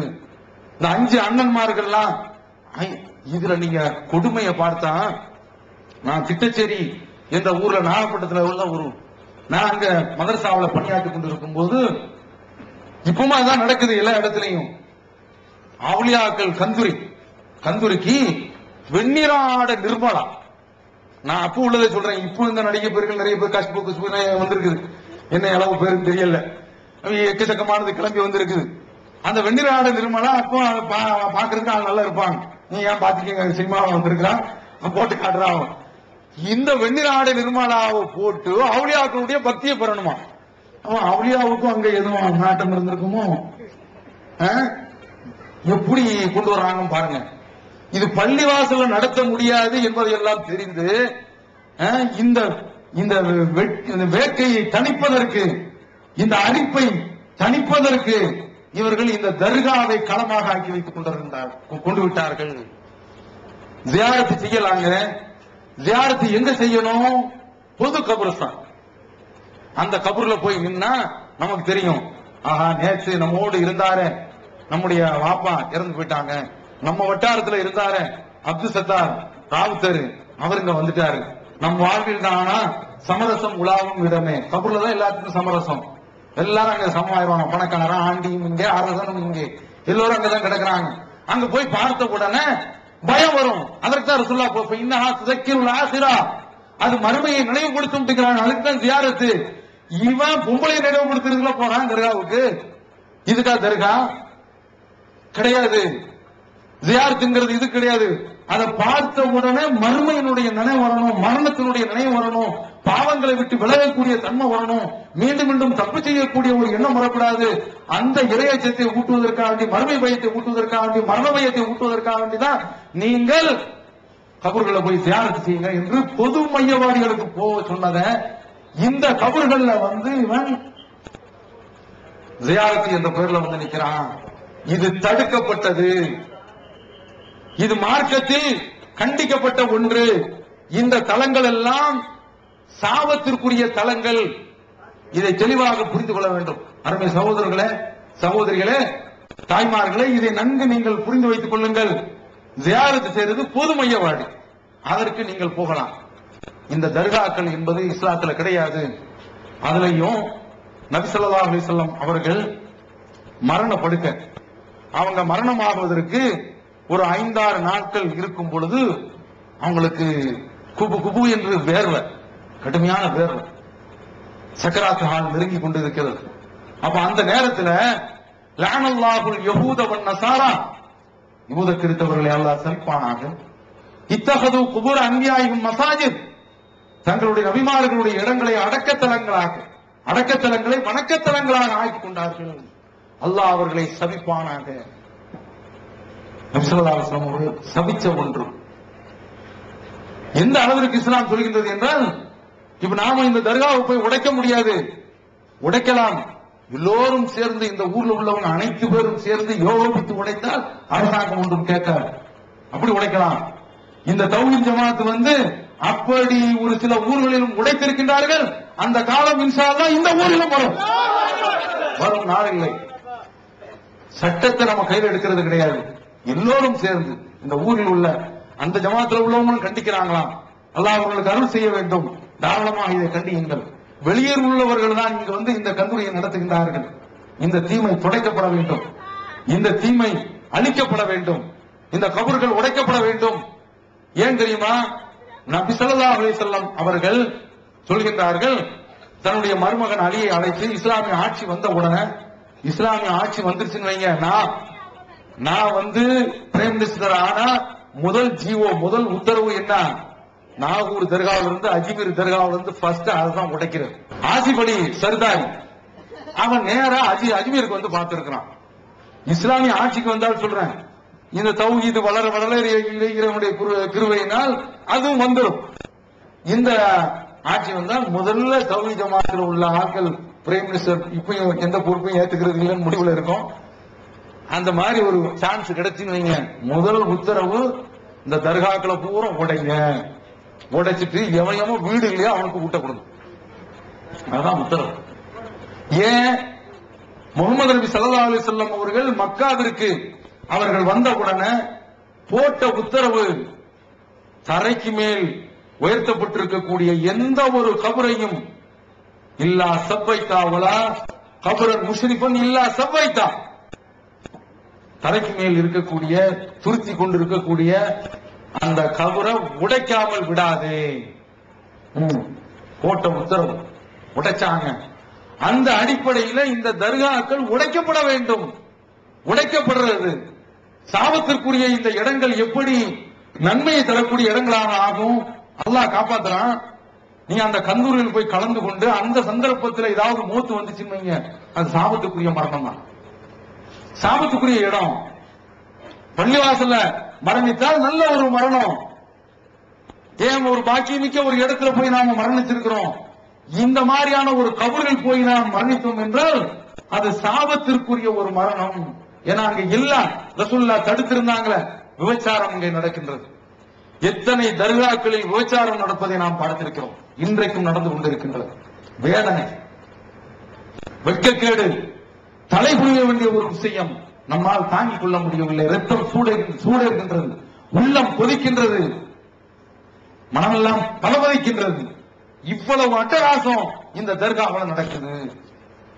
அவ இப்படிப்பட்ட இந்த கபரை அதற்கு வழிவகுப்பு. இது கபருன்னு வைத்து விட்டோம் என்றால் எல்லா தீமைகளும் அங்க சேர்ந்துவிடும். அதனாலதான் நபி ஸல்லல்லாஹு அலைஹி வஸல்லம் அவர்கள் அதை உடைக்க சொல்லிட்டாங்க.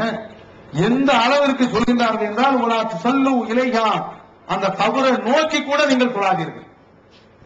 ஒரு இடத்துல தர்காவுல தொழ வேண்டிய அவசியம் வந்தா தர்காவுல ஒருபோதும் தொழாதீர்கள். தடுக்கப்பட்ட இடம். தர்காவை தாண்டி சாதாரணமான தார் ரோட்டில் வேண்டும் என்றாலும் தொழுது கொள்ளுங்கள். காலி மைதானத்தில் வேண்டும் என்றாலும் தொழுது கொள்ளுங்கள். தர்காவில் நீங்கள் தொழாதீர்கள். ஏனென்றால் அந்த கபறுகளை நோக்கி நீங்கள் தொழாதீர்கள் என்று ஸல்லல்லாஹு அலைஹி வஸல்லம் அவர்கள் தடை விதித்திருக்கிறார். அப்படிப்பட்ட இடத்தை ஒரு முஸ்லிம் அது நன்மைக்குரிய இடம் என்று சொல்லலாமா? இதை கவனத்தில் வையுங்கள். அப்படி அன்றைக்கு நபி ஸல்லல்லாஹு அலைஹி வஸல்லம் அவர்கள் அப்படிப்பட்ட ஒரு உத்தரவை போட்டதின் காரணத்தால் தான் சவுதியில இன்றைக்கு ஒரு தர்காவை நீங்க பார்க்க முடியாது. நம்ம ஆளு மஸ்ஜித் நபவிக்கு போய் அந்த கபரை நோக்கி இப்படி கையேந்தினான்னு வைங்க, அங்க போலீஸ் நிக்கிறான். அவர் மெதுவா கிப்லாவை நோக்கி திருப்பி விட்டுருவார். இங்க கேட்காத, நபிகள் நாயகம் ஸல்லல்லாஹு அலைஹி வஸல்லம் இடத்துல கேட்காதீங்க. கபரை மட்டும் திறந்து விட்டாங்கன்னு வைங்க, நபி ஸல்லல்லாஹு அலைஹி வஸல்லம் அவருடைய கபர்ல ஒரு மண்ணு இருக்காது. மண்ணையை தூக்கிட்டு இந்தியாவுக்கு ஓடி வந்துருவான். அவ்வளவு மோசமான ஆள். சந்தனம் இருந்தாத வாயில போட்டுக்கிறோம். இந்த தர்காக்கள்ல சர்க்கரையும் பூவும் சேர்த்து நாத்த நாரும் அதை எடுத்து வாயில போட்டு தப்பிக்கிறோம். பைத்தியக்கார பையன். எவ்வளவு மோசமான வேலை பாருங்க. ரெண்டு பேரும் சண்டை போடுறேன்னு வைங்க, விளக்கு மாத்தால் அடிப்பேன் அப்படின்னு சொன்ன உடனே, என்னடா இது என்ன விளக்கு மாத்தால் அடிப்பேன்னு சொன்னியா? ரெண்டு பேரும் சட்டையை கட்டி பிடிச்சிட்டு அங்கே ரோட்ல புறவாங்க. செருப்பால அடிப்பேன் அப்படின்னு சொல்லுவான். சொன்ன உடனே அவனுக்கு ரோசம் வந்துடும்.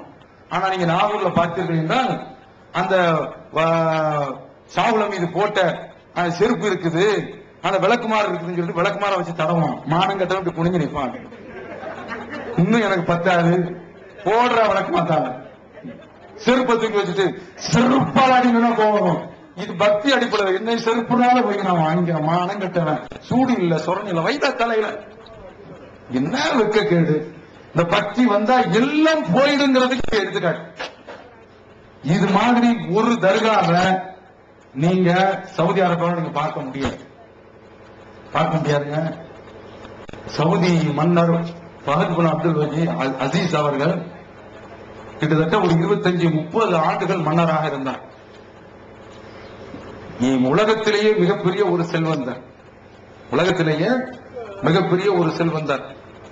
நம்ம நாட்டில் உள்ள மக்கள் அங்கு போய் வேலை பார்த்து விட்டு கோல்டு கலர்ல வாட்சி போட்டு வரானா, ஒரு சூட்கேஸ், ஒரு ஸ்ப்ரே, அங்கிருந்து கடன் வாங்கிட்டு வருவான், திரும்ப போகும்போது அங்கிருந்து கடன் வாங்கிட்டு வருவான், திரும்ப போகும்போது இங்க இருந்து ஒரு 2 லட்சத்தை கடன் வாங்கிட்டு போவான். ஆனா ஒரு வீடு அது ஏதாவது ஒண்ணு கட்டியிருக்கான், அந்த நாட்டில் உள்ள பறக்கத்து. இந்த சவுதி மன்னர் இறந்துட்டார். இறந்த உடனே என்ன நடந்துச்சு, அவருடைய அடக்கத்திற்காக வேண்டி ஃபாரின் டிக்னிட்டரிஸ், பெரும் விஐபிக்கள், மன்னர்கள், மந்திரிகள், பிரைம் மினிஸ்டர்கள், பிரசிடென்ட்கள், தலைமை அமைச்சர்கள், குடியரசுத் தலைவர்கள் எல்லாரும் வந்திருக்கிறாங்க. ஏன்னா இவர் ஒரு ஹெட் ஆஃப் தி ஸ்டேட், ஒரு அரசாங்கத்தினுடைய தலைவர். அந்த தலைவருடைய மரணத்திற்கு பெரும் ஆட்கள்லாம் வந்திருக்கிறாங்க. அவருடைய அந்த உடலை எடுத்து செல்றாங்க. எடுத்து சென்று ரியாத்ல உள்ள சாதாரண ஒரு கபர், சாதாரண ஒரு மையவாடி, அந்த மையவாடியில கொண்டு போய் அடக்கிறான். அந்த நாட்டினுடைய கொடிக்கம்பம், அந்த கொடிக்கம்பத்தில் உள்ள அந்த கொடி அரைக்கம்பத்தில் பறக்கவில்லை. நம்ம நாட்டில் தலைவர் இறந்துட்டா என்ன செய்யும் தெரியுமா, நம்ம பசங்க ஒரு 10 பஸ்ஸையாவது உடைக்கும். தலைவர் இறந்த சோகத்துல சோகம், அந்த சோகம் வந்த உடனே ஒரு 10 பஸ் உடைச்சிட்ட கண்ண எல்லா பஸ்ஸும் கண்ணாடி இல்லாம அழுதுட்டு போவோம், சோகத்துல அழுதுட்டு போவோம். எங்க தலைவர் இறந்துட்டாரு, எம்ஜிஆர் இறந்துட்டாரு, அண்ணா இறந்து விட்டார், நான் என்ன செய்வேன், கண்ணாடி இல்லாமல் போகின்றேன், பஸ் அழுதுட்டு போவோம். இது மாதிரி அங்க நடக்குதான். அந்த கொடிய அரைக்கம்பத்துல பறக்க விட்டுருப்பானா, அது பறக்காது.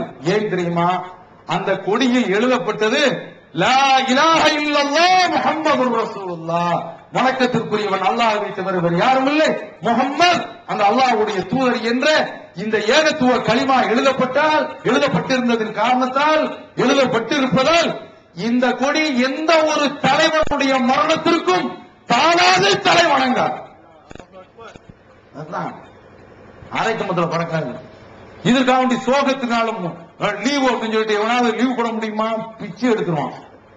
நம்ம நாட்டுலதான் விநாயகர் சதுர்த்திக்கு ஒரு லீவு, காந்தி ஜெயந்திக்கு ஒரு லீவு, இதுல லோக்கல் அவுளியா இருந்ததுக்கு ஒரு லீவு, பட்டாரம் இருந்ததுக்கு லீவு, சன்னிதானம் இருந்ததுக்கு லீவு. அங்க பெருநாளைக்கு மட்டும்தான் லீவு.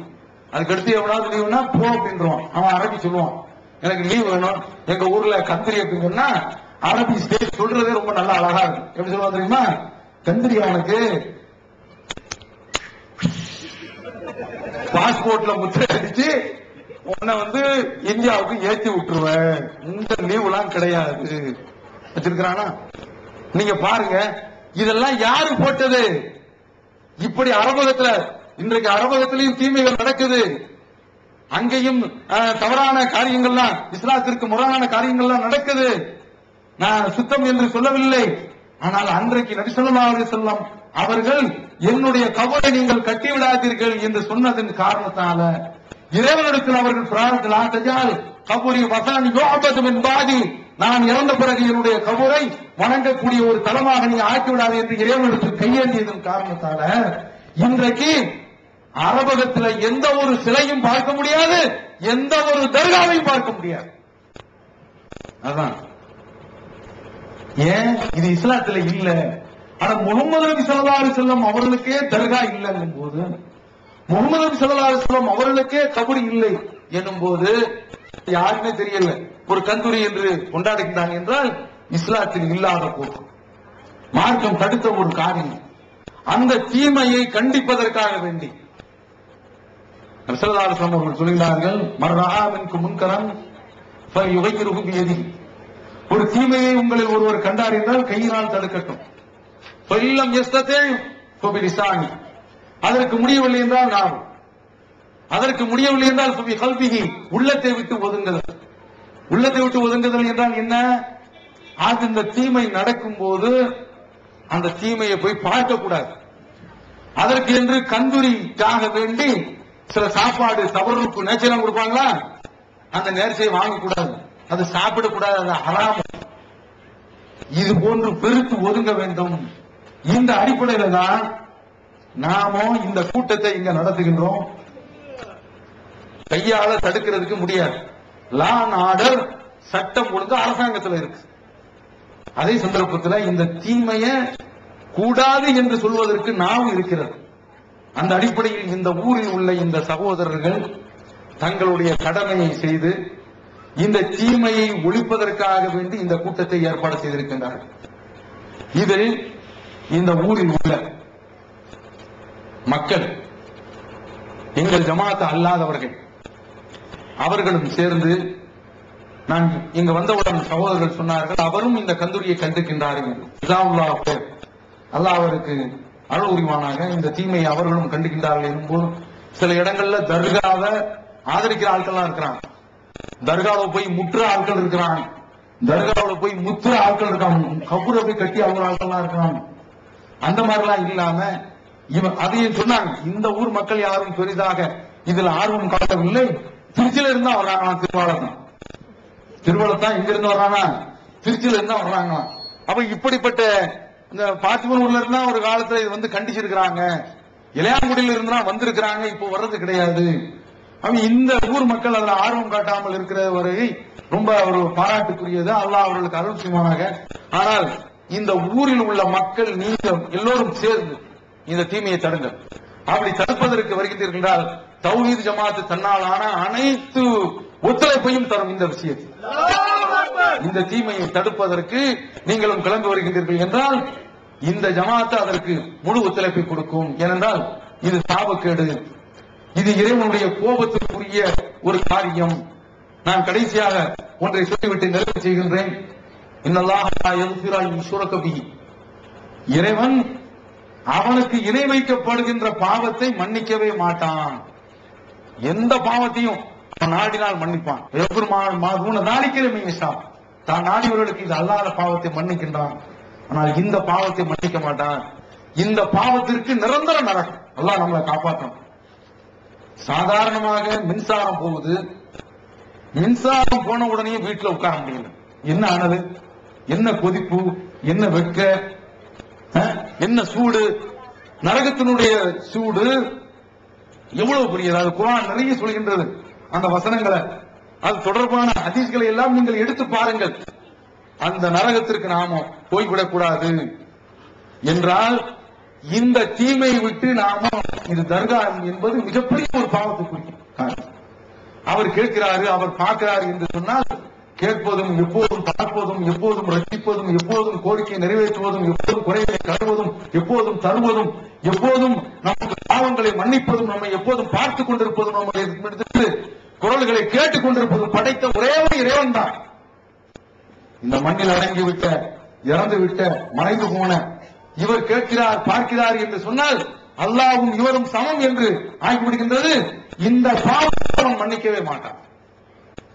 அதனால துடிச்சு, அதனால கவலைப்பட்டு, அதனால துக்கப்பட்டு, சோகப்பட்டு எங்களுடைய இந்த குரலை உங்களுக்கு மத்தியில் பதிய வைக்கின்றோம். நாங்கள் இந்த தீமையை உணர்த்தி விட்டோம். இந்த தீமையில போய் கலந்து கொள்ளக்கூடாது என்ற எச்சரிக்கையும் செய்து விட்டோம். அல்லாஹ் சாட்சியாக இருக்கிறான், இங்கு வந்தவர்களும் சாட்சியாக இருக்கிறார்கள். இதையும் தாண்டி அந்த தர்காவில் போய் யாராவது மாட்டி மரணித்து விட்டால் அல்லாஹ் காப்பாற்ற வேண்டும். அவர்கள் நிரந்தர நலத்திற்கு சொந்தமானவர்கள். அந்த பாவத்தில் இருந்து, அந்த மன்னிக்கப்படாத மிகப்பெரிய அந்த கொடுமையிலிருந்து, தண்டனையிலிருந்து, வேதனையில் இருந்து, நரகத்தில் இருந்து அல்லாஹ் நம்ம அனைவரும் காப்பானாக என்று கூறி, அதை எச்சரிப்பதற்காக வேண்டித்தான் இந்த கூட்டம் ஏற்பாடு செய்யப்பட்டது என்று கூறி, இந்த ஊர்ல உள்ள ஜமாத்தார்கள் எங்களை புரிந்து கொண்டு எங்களுக்கும் எல்லா வகையிலும் நீங்கள் ஒத்துழைப்பு தாருங்கள் என்று கேட்டு வாய்ப்பளித்து மிக்க நன்றி கூறி அமைகின்றேன். அல்ஹம்துலில்லாஹி ரப்பில் ஆலமீன். அஸ்ஸலாமு அலைக்கும் வரஹ்மத்துல்லாஹி வபரகாத்துஹு.